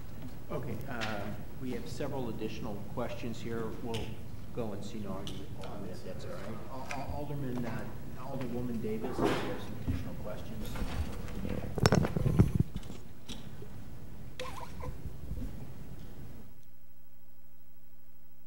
Our development process and our bills that are prepared here at the Board of Aldermen is the standard language that goes in that refers to eminent domain. It is the power of the governmental body that allows us to do that if it was needed. Our common practice is not to use it. But I wanted to ask you, even if we chose to just prepare the Pruitt-Igoe site, and then we'd have a smaller site which wouldn't meet the requirements that they're looking for, we're out of the game. Yes, we are. Okay. Through all the negotiations and discussions that we've had thus far, it is the site that I've shown you is the one that they have made us very aware is the site of their choice, and otherwise they would eliminate us. The federal government has eminent domain power as well, their own, without us. They can use their own. The school district has eminent domain power, their own. They could use it without any other body. The housing authority has eminent domain power that they can use when they're building on their own without us. And so government bodies that work on behalf of citizenry have been given that legal right. But most times it is never used. Correct. I have a hard time, I'm trying not to get upset, because one thing I have never done is been a fearmonger and put people in positions where their thought process, their well-being, their healthiness, and everything else is jeopardized, worrying unnecessarily so. I've never done that. I've been through a lot of stuff in this town. But one thing I do know is I'm not going to sit back and let anybody get hurt. You know that, and anybody who's ever dealt with me anywhere knows that. What I want people to do is to learn and understand, and that's not what we're doing right now. We're not giving you appropriate information. We're just trying to make you be scared, and that's not the way to do that. You need to understand what's available to you. Because when I sit down and talk to a body of people, I give them all the information so they can make good decisions for themselves, and then I demand that those who are in operation, the people that they hire, better be the right people who are sensitive, because I don't want to hear no nonsense coming back to me, because then I have an issue. They are sensitive and patient and work with you. As I shared with you all those large developments that have happened in this city, you haven't seen nothing on the news. People's houses were bought, people were relocated, and you've heard nothing. So if there is a good process that can work, I expect this to be a good process. I expect us to all work together. And I also want you to think things out. Don't just go, no, think things out. I had some people that actually taught me some things in this process. One gentleman said to me, I've wanted to move, but I couldn't go nowhere because I had no money. He said, I'm getting ready to have my dream now. He moved out to the county. That's where he wanted to go all the time. But he just didn't have the resources to make that move. You never know what's on somebody's mind. And I don't want to put fear there. I want you to understand processes, be a part of the process, come to us. Even if you don't want to talk to your own elected official, it's enough of us here who are willing to sit down, have conversations with you, hold your hand, go with you to a meeting, whatever you need. That's what I want to see happen in this process. Because we got a long way to go. And this is not going to be the first, this is the first big one we've done lately, but it's not going to be the last. Because we need to be aggressive to give you a better city where we can afford to provide better services to you without us raising your taxes. That's number one. So there's a whole lot of things that can happen here, but you need to understand all of it. And right now, this process has too far to go for you to be afraid today. And that's one thing, I could not even digest food when I left here if I thought that you were walking out here feeling that way, because that's not fair to you. It's not fair. I will stay here as long as necessary if you would like to talk, if you want to have a better understanding. I'll be happy to do that. I can give you people's phone numbers to call who has been through this process before. You can go visit where they live now and see how nice it is. Some chose to move out of the area because that's something they'd always wanted to do, and they couldn't do it. Others said, I'm going to stay in my ward and you help me find something. And we did that, and we did it. Even churches, new churches were built. I mean, there's a way to make everything work, and that's what I'm talking about. Now, we just bought all those parcels over there around that VA hospital. You haven't heard a word in the public, have you? Not one word. And one man been living over there 60 years. So at the end of the day, I think it's only fair that we help you, and you know that we're going to help you, but we have to help you understand everything in the process, not just talking about and let me put this on record, because I know, and I don't care. Let me put this on record too. There are very few people that I will say on record that I have question about. But at the end of the day,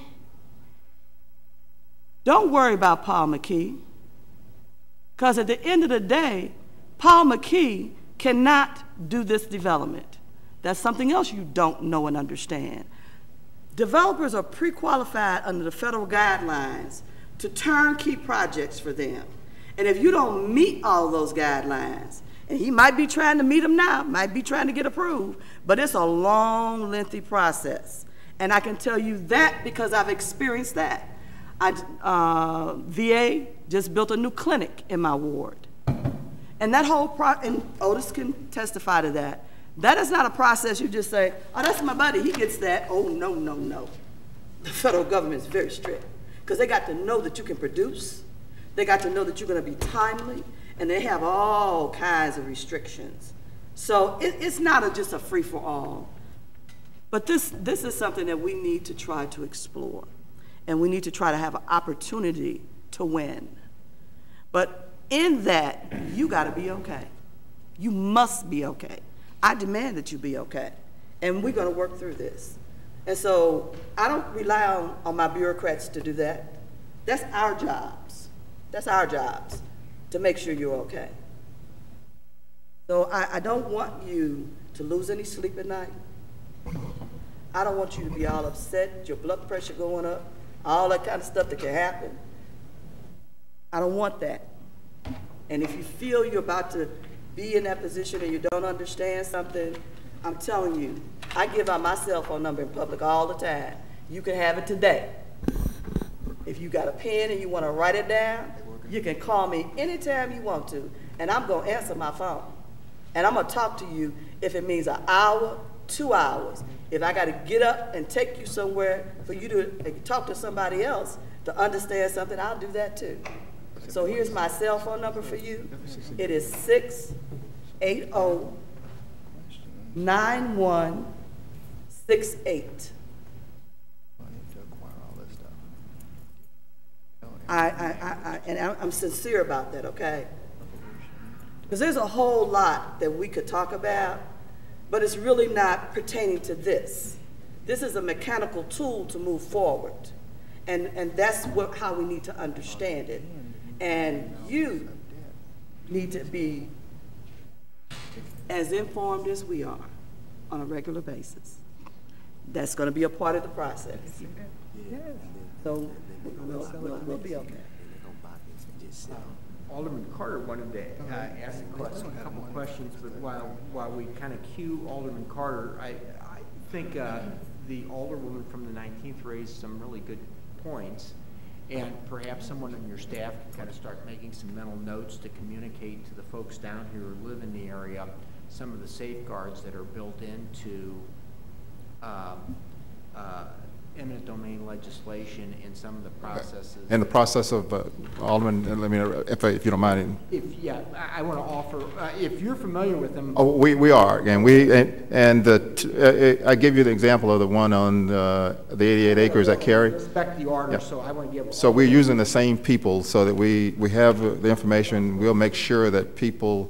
Why don't we all offer Alderman Carter an opportunity to ask his question and anybody else from the committee, but before we leave here today, I'd like to have some sort of public explanation of that for them, and then if that's available, certainly privately, if they have questions after the meeting then. So Alderman Carter, why don't you go ahead and ask your question.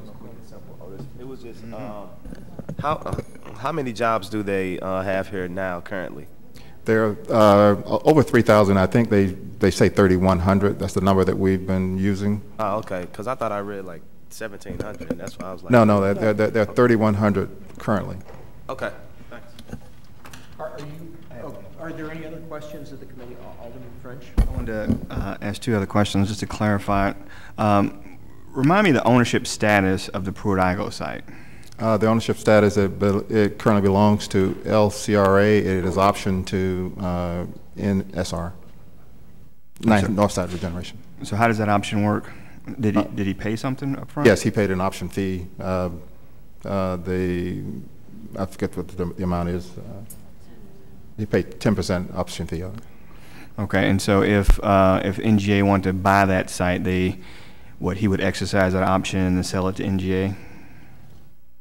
Yes, but in the scenario that we're working, NGA does not want that site, so that one is not in play. It's in play for study, just in case, for whatever reason, once there's a design, if they need to move to the south and we need to buy a portion or anything like that, then we could have a discussion about it without having to go back through the NEPA process. Okay, and to clarify again, so you're saying that it is not an option to do this acquisition through a series of options. You have to buy them flat out. You couldn't make the sale contingent upon NGA approval of the St. Louis site. That is what they've told us, and all the recent conversations that we've had is that their preference is not to have the transaction based on options, only because of the ability of the other party actually to decide not to go through with the deal. Yeah, I mean, that's unfortunate because that would clear up a lot of our issues if that was a possibility. But unfortunately, it's not acceptable to them in their consideration. Okay. Go ahead. Alderman, is your question on which end is the option? Is your question, is it on the end of them, on the property owner, or of the city? Yeah, I'm not clear. So my question was, if we could offer to buy these private properties and the sale would only be executed, we would have the option to execute it if NGA decided on St. Louis. Unfortunately, he says that is not a possibility. Why not? And that's what you were That's what I was addressing, and the issue has been in discussions that we've had with them is that is not an acceptable instrument. An option cannot be one of the things that we pass on to them. We need to have, and the fact that we quote have it under option when we are talking to them, it does not provide them that. We haven't been able to convince them that using option as a vehicle is the acceptable method. So we've had a number of discussions there. So they want the city to have actual ownership of all the property. Correct. For them to make it, before they make their decision as to where they would go. Exactly. It is not just the city. Any of the properties that they have in the queue, the last 4 sites, they want to talk to one owner, and that's it. And the owner does not should not have options that he needs to then go back and execute. And the fear that they have is in the scenario, and this they actually describe this as having to go back and the property owner changed his mind or decides that they want to up the ante, things that they've in this process have had concerns about. So they want the city to actually have ownership of all of the property. Okay. Mr. Chairman. Let's give everybody a second time through here, Alderwoman, before we circle back. Alderwoman Tyus, do you have a? Yes. Okay. So I want to understand this. So I understand an option where you can have an option where you actually agree on the price and everything, but you don't. Why is it that they wouldn't accept an option? What is their reason? Because you can make an option very detailed. You're absolutely correct. And so we had extensive discussions about this because that was our preference to begin with. And so as we were talking through the process with them, their concern was the inability, the uncertainty of the ability to execute the option by the other party. I said the other party. That doesn't make any sense to me. I understand. I gave you what they told me in that process because I'm dealing with the same entity. Mr. Chairman, is it all right if she answers? Okay. If it's all right. If it's all right. Right, but I had to ask him because. Okay. One of the things when you're dealing with appropriation of federal funds, one of the things they explained to me is they can't go in and get the funds appropriated if they don't have a solid deal in place. So they can't be iffy and I might have this and I might have that. But an option doesn't have to be iffy. An option is very, you can sue on an option. But that's their rules and that's what they go by. And that's why I've been delayed so long because some of the sales took a long time, but it held our project up 2.5 years behind. We don't want to get in that point because they must have absolute control when they go in and get the final appropriation of the funds, and they don't do it any other way. Okay. They just don't. Okay. So the concern was that because until you're able to assure yourself that you don't have issues with closing, it's the closing on each of these. But you can, okay, so I actually, in the house I'm in, we had option and we sued on specific performance and won. So you can sue on an option and get specific performance. That's what I'm saying. So that is almost as good as a deed, okay, because you have everything, you work everything out. So that's real weird that they do that. I'll take your word of what you're saying. I'm just saying, I personally we sued on it in this court and won. Somebody didn't want to sell afterwards, and I won specific performance, okay? My other question is, so they want one owner. So I guess I'm going back. So isn't Mr. McGee part of this deal? He has part of his land? Part of his land, 46 acres of his land. Then it's not going to be one owner. How is it one owner then? Oh, but there will be one owner in the end. So he will give the land to LCRA? Right. Okay, not give it, but. Yeah, same thing. I knew not to give. Okay, this is business, but, so he would, you said under 99, transfer the land to LCRA so that it was all be one owner? Correct. Okay. And how long did you say the process was before we would know for sure? For sure is the summer of 16. So between March of 2016 and June of 2016. Is and when did we first know that they were interested in this particular property? So what was submitted for consideration to get into the game was Pruitt-Igoe, and it was going to be just that area. Once they made their announcement in April, I think it was, of this year, I saw 2014. Of 2014 is when we realized that their need was greater than what we could provide at Pruitt-Igoe, and that's when we began to look at the alternative locations north of Cass. Okay. And I just want to say again to the ladies, there are safeguards built into eminent domain, but the best safeguard you have is not to have it, okay? I don't care what anybody else tells you. The best safeguard is not to have it. And I really will get with you and anybody else, and we're going to get the name of that lawyer, because if they pass this out with eminent domain, I think you ought to, you could slow them down with some lawsuits, okay? I think that you need to have all of your rights protected. And so I will be glad to work with you to sue the city if they do this, because this is not a public option. This is not something public. They're not putting a park there. They're not putting something for the city. They're talking about they want jobs. Every eminent domain wants jobs, okay? So I would hope they would take this eminent domain out. If they don't, I hope that you exercise your legal rights.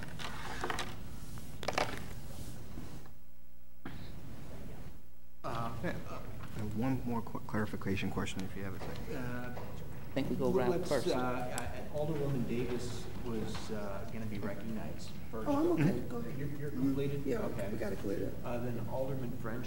Yeah, just a small clarification question. So you said that the Pruitt-Igoe site, and I look at, it's not really labeled, but this one that says NGA site plan. Correct. I see that the Pruitt-Igoe site there is still included in the development area, but as I look closer, it doesn't actually have any buildings that are associated with the NGA project. It has things like a church, recreation center, assisted living center. Are these? Those are other potential developments that could happen on Pruitt-Igoe. But that's just all theoretical right now? That's all theoretical. Okay, so that's not actually? That's not part of the NGA development, no.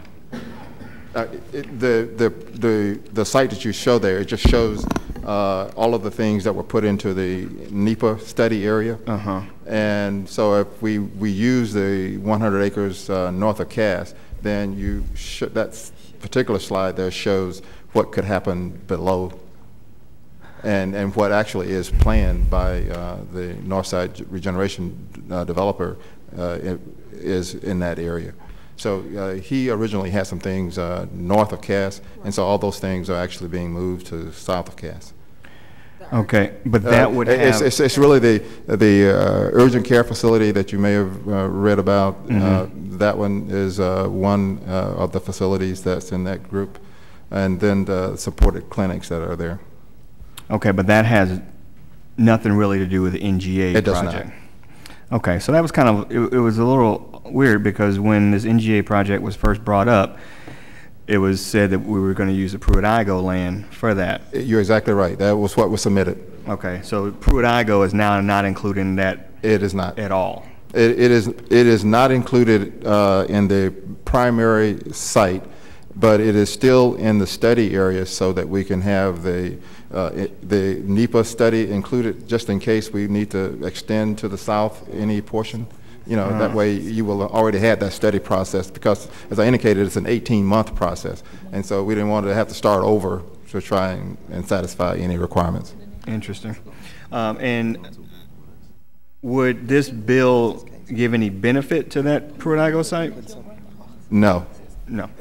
No, because there's no tax abatement, no incentives. Okay. All right. I'm glad I cleared that up. That was confusing. Okay. Are there any other Alderman Kennedy? Yeah. Have there been conversations with these 47 residential property owners? No, we did not, because we didn't have authority to actually make purchase. I think there's been some informal as people are out walking around, I don't think that there's been, we have not had any formal, LCRA has not had any formal contact. But it's in the bill to have eminent domain over those properties, correct?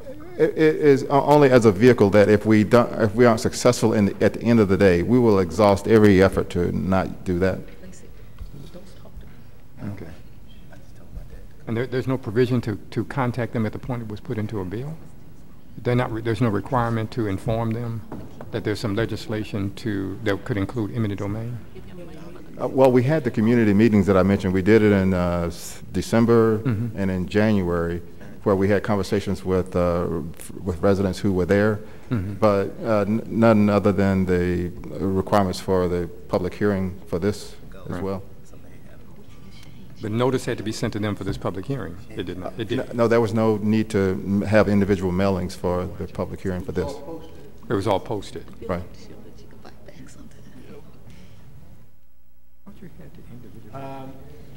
Any other questions of Otis for any members? Then Otis. I have one other. I see Mr. Piggy been here for several of these meetings. Is he part of the development package or something like that? Do you know? No. No? No. Mr. Piggy? Are you? Okay, he's not. All right, because I've seen him at several of these things, so I was trying to figure out what his part was in this. Thank you. Okay.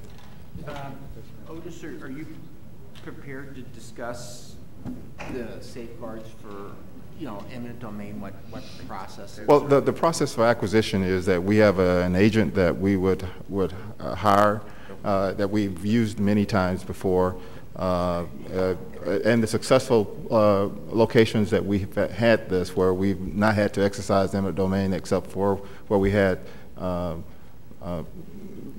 family issues to resolve, and then the one look, but this group will do everything possible to make all of the owners of property satisfied with the offers that we are going to make.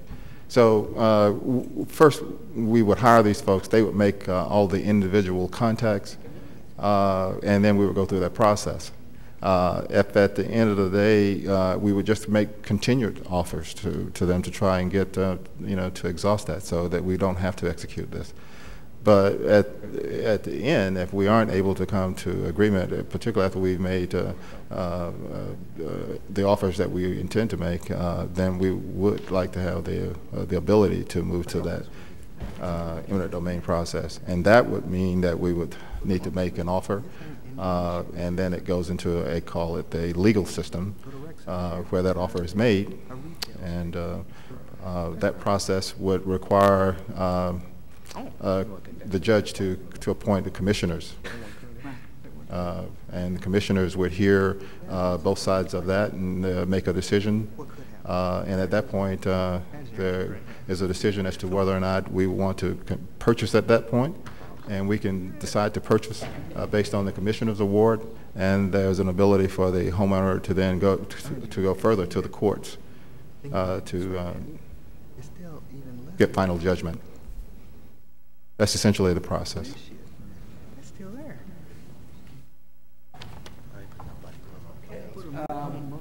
Thank you, Otis. I'm sorry. I was being informed that we are running. There's a public employees committee meeting at 11. Now, I had made a commitment earlier, and I plan on honoring it.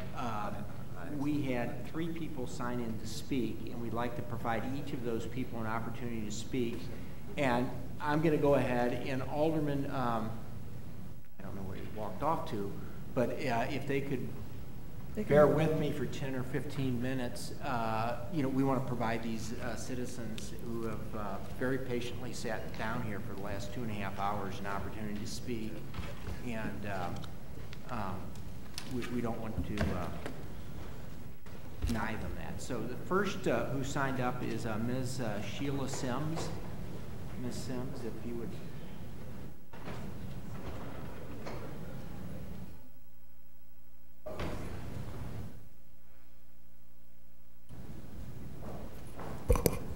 Thank you. What got a lot of my questions were already answered, But the thing about what I didn't like is the posting. Why wasn't letters sent out to all the people? Then you probably would have had more, you would have had the actual people that are resident of that area. My auntie lives in that area that they're talking. We went Saturday all around, and I saw it all on signs. How many people can read that little writing? A letter would have been, mostly all the people that stayed that are the actual residents of that area are senior citizens. And like I said, my auntie, she's doing improvements on her house. Are they gonna pay what her house is worth plus the improvements she's done? Now she's scared to do anything else because you don't know if you're gonna take the house by eminent domain.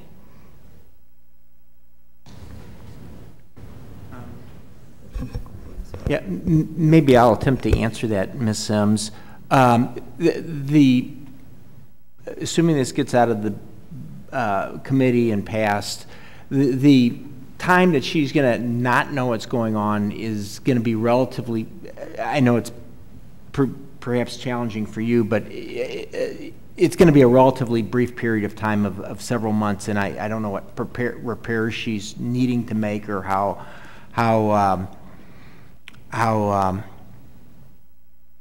fast she needs to make them for her, safety or for the quality of life. But we can certainly try to get someone in touch with you right away. And my experience with these things is that the offers are generally very fair and far, from an economic standpoint, exceed what the value of the house would be or the improvements. But you're here today, and what we need to do is begin making sure that you get in touch with the folks that would be involved in this as soon as possible. Okay? Mr. Michael McLaurin, is that correct? I'm sorry, Mr. McLaurin. How you doing? I'm here representing my sister. She's taking over my mother's house, and my mother stayed there for 45 years. She wanted to know how could she change my mother, get my mother's name off the house and sell the house because she would rather not lose it. And we didn't have time to get the paperwork done because my mother just all of a sudden died. Oh, okay. So let me make sure I understand. But my mother really left the house to her, Okay, and so my father's dead and she's dead, so. Okay, so let me make sure I understand what your question is. Having a little trouble hearing you. So your mother is recently deceased. Yes. And your sister is going to be the owner of the house then, is that correct? She's taking over the house, but she didn't ever get the name switched over. Okay, so that may be something that you might have to check with an attorney with. Probably it's a probate issue but that can be worked through, and as soon as we can go ahead and she can get clear title of the house, then she would be in a position to go ahead and negotiate the sale of it at that point. All right. So that's something that they can help you with, though, is what I'm trying to tell you. Mr. Chairman? Sure. When this meeting is over with, I'll help you with that, and some other things in place. If we're going through this process to purchase, that we can help you too, but I want to give you your own free legal service to work on your behalf, because there's some things you all can start doing now, so you'll be prepared, okay? I think that's so when this is over with, I'll talk to you. All right. And our final speaker who signed up was Ms. Karen Taylor.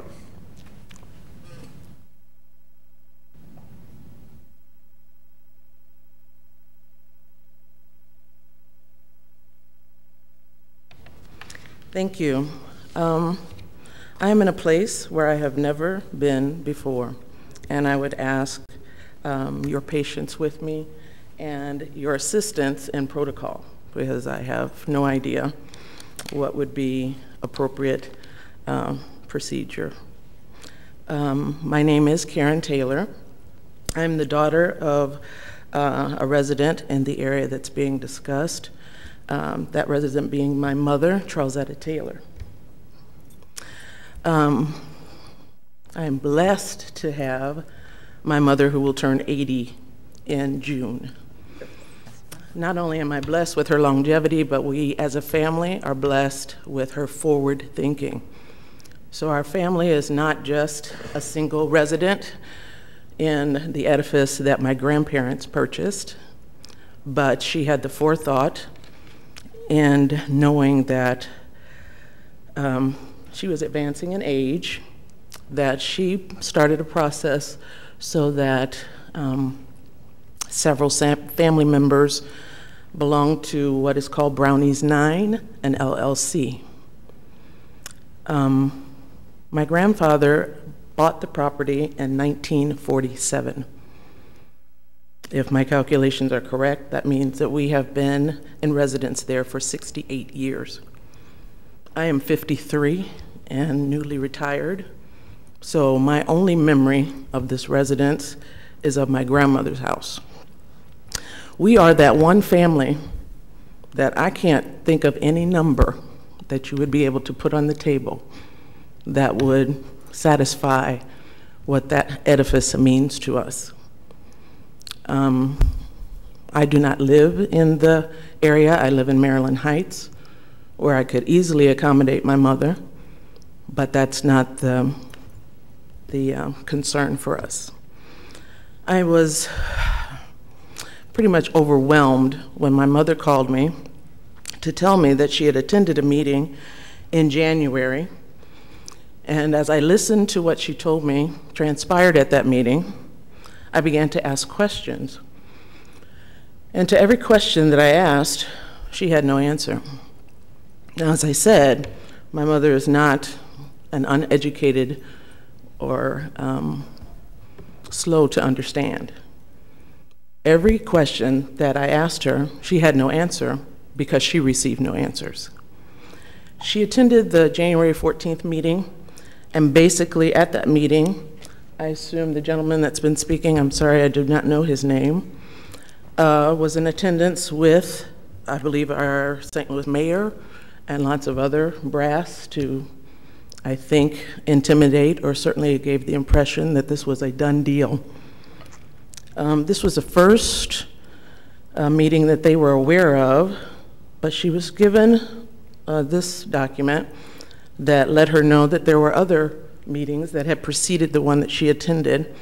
The one that would have been in an area where she could have attended was on December 9th. She attended the January 14th. The other two in December were in O'Fallon, Illinois, and Crestwood, Missouri. In order for us to attend today's meeting, I got another phone call from my mother who said that a neighbor had seen a notice that was posted. And she went to find this notice because it was not in the block or any area where anybody was in residence, but instead it was posted in an area that was vacant.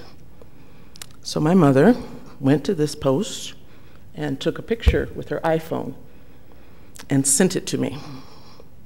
If it had not been for the diligence and the observance of the neighbor, that community's communication to one another, my mother's ability to use a cell phone, email me a picture to make us aware, we would not be here today. I said all that to let you know that I am very troubled because I hear that we will be treated in good faith. And yet the initial interactions with the community have been wanting. Posting things in vacant areas where people would be less likely to see. Do not, sir, show good faith. Telling us that we are less important wherever the alderwoman is gone, or that our elderly are less important than the big picture is not in good faith. I am encouraged, however, to know and to hear, be present to hear alder people like Alderman French, Alderman Davis, and Alderman Tyus that are schooled and educated in the process, speaking on our behalf. It is encouraging to know that they will allow us time to get the information that we need. I feel a bit like the person that was in the famous photograph in China, the one individual standing in front of the tank. That's the feeling. I don't know that it's so much of fear, but it's a David and Goliath type situation. And I just wanted to rise and let it be known. It is interesting that our comments are not being filmed, as though, again, it's on. Oh, good, because I thought, why aren't our comments being? All right, so that it's documented that these things were not done in good faith. I believe that the community is being discounted. The area was allowed to be blighted, and therefore the property values will be far lower than what will be expected. So we just do not believe that we are going to get fair market value, let alone any kind of sentimental value that my family holds. We also question the good faith in the short timeline. Again, we've been in the neighborhood for 68 years, and from what my mother has told us, we were the first black family to buy in that neighborhood. So the timeline that, if I was hearing correctly, of December 31st of this year, having it be a done deal seems absurd.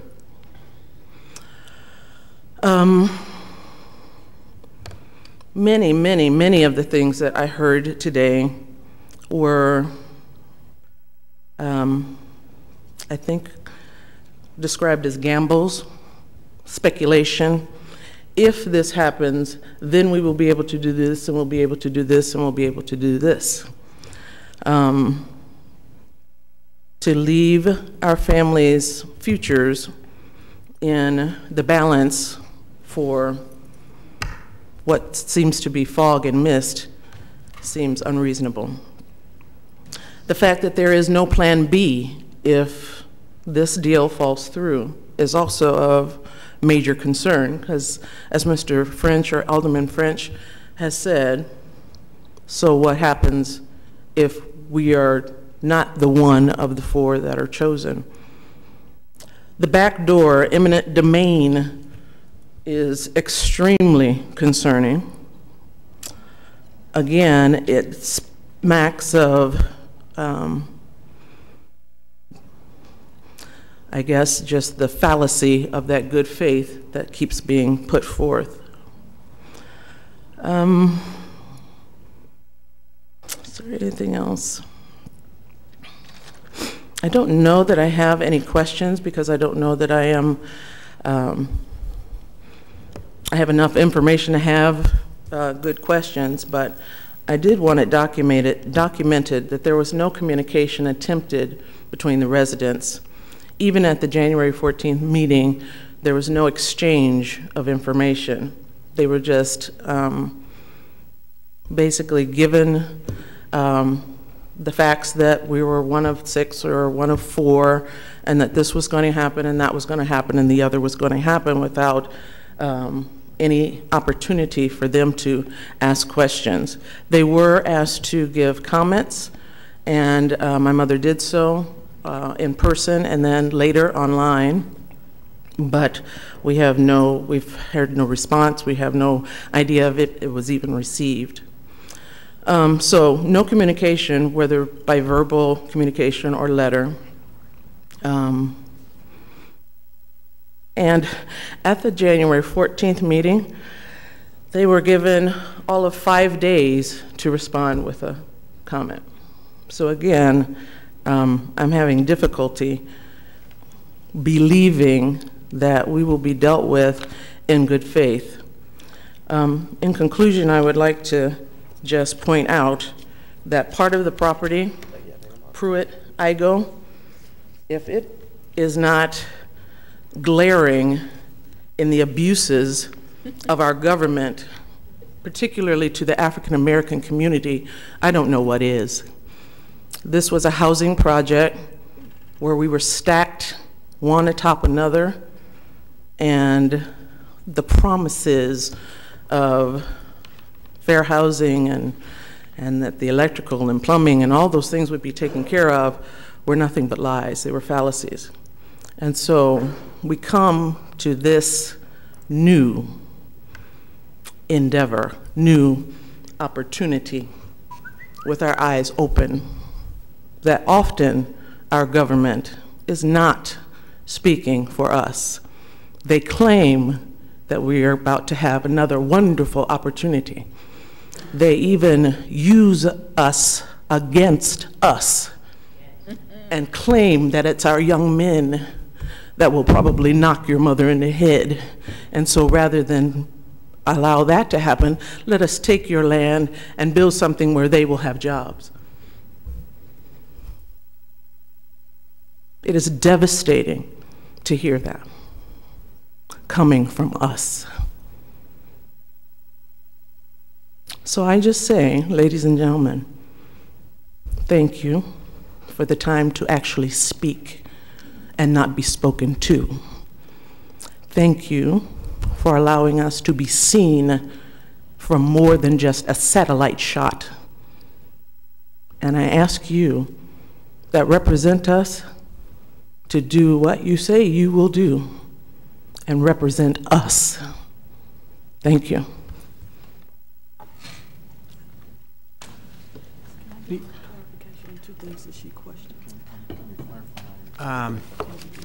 Okay, go.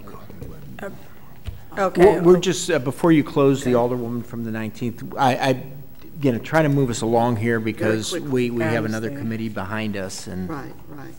I wanted to make sure because on the final site selection and purchase agreement, that should happen somewhere between March and September of 16, not 15.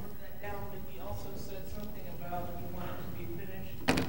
The short timeline was December 31st. We wanted to speak to what he was talking about. Right. We'll clear that up for you.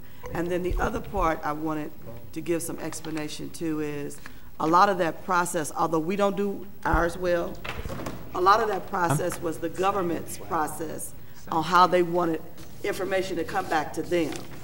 And they will come back and give you their analysis of what they received. They will come back. So you're going to see a lot of meetings from their side as well. They'll come back and tell you all kinds of things periodically. the Alderwoman from the 5th is recognized to close now.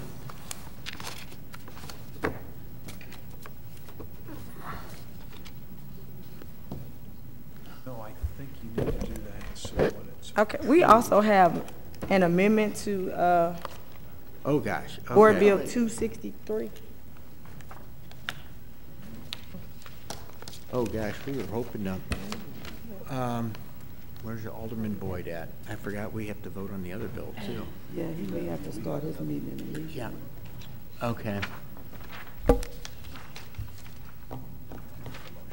So we'll need a motion for this to be before us, if someone can make that motion. Is this the one? Been moved and second that we have an amendment to Board Bill 263. Do we? I guess we need to vote on putting the amendment before us. Mr. Clerk, please call the roll. Alderman Kennedy. Vice Chairwoman Davis. Yes. Alderman French. No. Alderman Arnowitz. Yes. Alderman Carter. Yes. Alderman Tyus. Chairman Rhodey. Aye. Alderman Carter.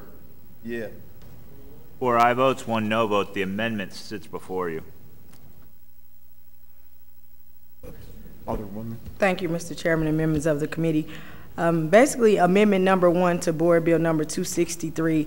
It's my understanding that there needed to be some changes in the language to make sure that everything was being done legally and above board in regards to demolition of certain properties. And I'll basically just read it. And Yeah, it states, this appears to be somewhat of a technical Right. adjustment. Is there any questions on this amendment before we go ahead and take up the full board bill? So this is just saying that you're gonna demolish everything before you. It just states that the LCRA may require any property north of Cass Avenue in the area by the exercise of eminent domain or otherwise, and then you insert the following words. That language was already there. You insert the following words: all property acquired by LCRA shall be approved for demolition. Okay. The right for demolition, okay. It's just basically the right to demolition. So, can I ask? Oh, sure. Go ahead, Alderman. So would this mean they would not have to go through, I don't know what that demolition area is process. deemed, but wouldn't have to go through normal preservation review? Basically. But actually, it still would go, but it's just but the on- fact that it's there, the Preservation Review Board will look at the ordinances. Right. So you're saying that this would override preservation, because even if they said no, they have to follow the ordinance? I don't know, I'll defer to. That's what it does. It overrides it. Yeah. You look this way, Yes. In the criteria for, most of you know me, I'm Don Rowe, Director of Planning and the Cultural Resources Board, works under me. In their process, there's a criteria that simply says this: redevelopment plans, demolitions which would comply with the redevelopment plan previously approved by ordinance or adopted by the Planning and Urban Design Agency shall be approved except in unusual circumstances which shall be expressly noted. So the language you have is putting language in the redevelopment plan about demolitions. So this could be referred to. The language you have talks about LCRA being the entity that might apply for a permit. It doesn't necessarily mean those permits ever get applied for. But when they're applied for, they would be looked at with this criteria in mind, a reference back to the redevelopment plan, and they would see that reference in the redevelopment plan. So I don't understand. You go ahead. The word shall be mandatory. That says you have no choice. You shall be given a demolition permit. So all of the fancy words comes to shall be, not maybe.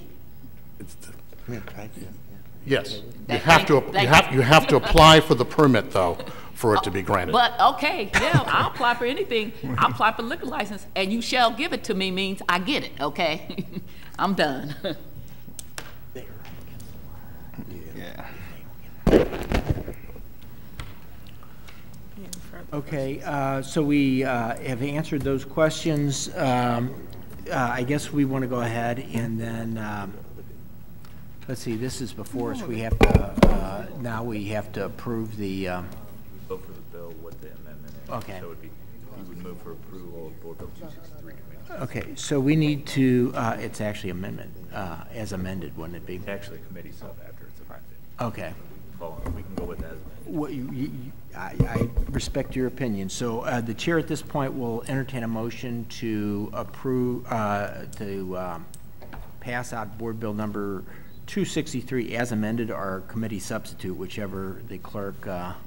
Did we amend it? Excuse me, we haven't amended it. The amendment's before us. Right. So now you're voting for it with the amendment and the bill. No. What? We're not going to add the amendment? Excuse me? That's what I was asking. So the amendment is, Not before. it was before us. Well, Mike, do you have the floor? Yeah, okay. Why don't you go ahead and explain procedurally what we just did? We put the amendment before us. Okay. So that is that. You put it with the bill. I mean, you can, it's your choice. You can vote for the bill before the amendment, or I thought you were going to vote for the bill and the amendment together. That's what I was going to ask for a motion for, Yes. but if that's in order, so. Yes. Okay. I think we have to approve the amendment. Recognize his point of order. Sure, go ahead. Don't we have to approve the amendment? You will be by voting for this bill. The amendment is in there. I'm going to do a motion to separate. I don't want to do both at the same time. You're going to recognize that? We can recognize that. Okay. Let's go ahead and take a motion on that then. What are you separating, Alderwoman? So the amendment. we will vote for the amendment first. Okay. And then we'll vote for the bill assuming the amendment. Okay, so the first thing is on the amendment. All right. Mr. Clerk, please. Before us stands amendment number 1 to Board Bill 259. Alderman Kennedy, Vice Chairwoman Davis. Just a moment. I think we may want to hold the bill and not take. Okay, why don't we go ahead and get this all set up and then we can. Just get this done. Okay, the amendment done. So what we'll do is we'll vote on the amendment right now. So did we start? Yeah, we actually have to finish the roll call at this point. So go ahead and complete the roll call. Alderman Kennedy, Vice Chairwoman Davis. Aye. Alderman French. No. Alderman Arnowitz. Aye. Alderman Carter. Aye. Alderman Tyus. No. Chairman Rhodey. Aye. 4 aye votes, 2 no votes. Amendment number 1 passes. Okay, now we have the amendment's been adopted. We have the board bill as amended, or a committee substitute. Let's call it as amended. It's weird. Okay, as amended. And then the sponsor, did you want us to leave this in committee, or are you? I'm pretty sure we want to leave it in committee. Let me make sure. Well, why don't we do this? Why don't we go ahead and we'll get a test vote here, and then. Objection. Point of order. No such thing. Well, we can certainly vote on it, Alderwoman, and then having voted on the prevailing side, I can go ahead and change my vote. You sure can do that, but you can't do a test vote. Well, we just want to hold it, Mr. we'll hold Chairman. it. Okay. So everyone's on the same page. The bill that will be before us will be 259 as amended at the next meeting. Right. All right, thank you. And Alderwoman, terminology may be what it is. I don't believe there is a formal term test vote. We could certainly do things informally, and we can do them in a variety of other ways. I've been very lenient with you in your questioning today, Alderwoman, and I find it kind of presumptuous of you to go ahead and tell me what I can and can't do in committee, particularly given the time and effort that goes into an ordinance like this and the level of communication and the complexity of it. And you appeared before our committee at our last meeting, and you had 3 property owners who hadn't been communicated with and who were shown up, and you kept our meeting 30 minutes late while you communicated with them. So we are going to adjourn today. But I would hope that in the future you respect my position as chair, as someone who is trying to be fair with everyone who's here. What you just So, said is thank you. untrue, We're and adjourned. we're not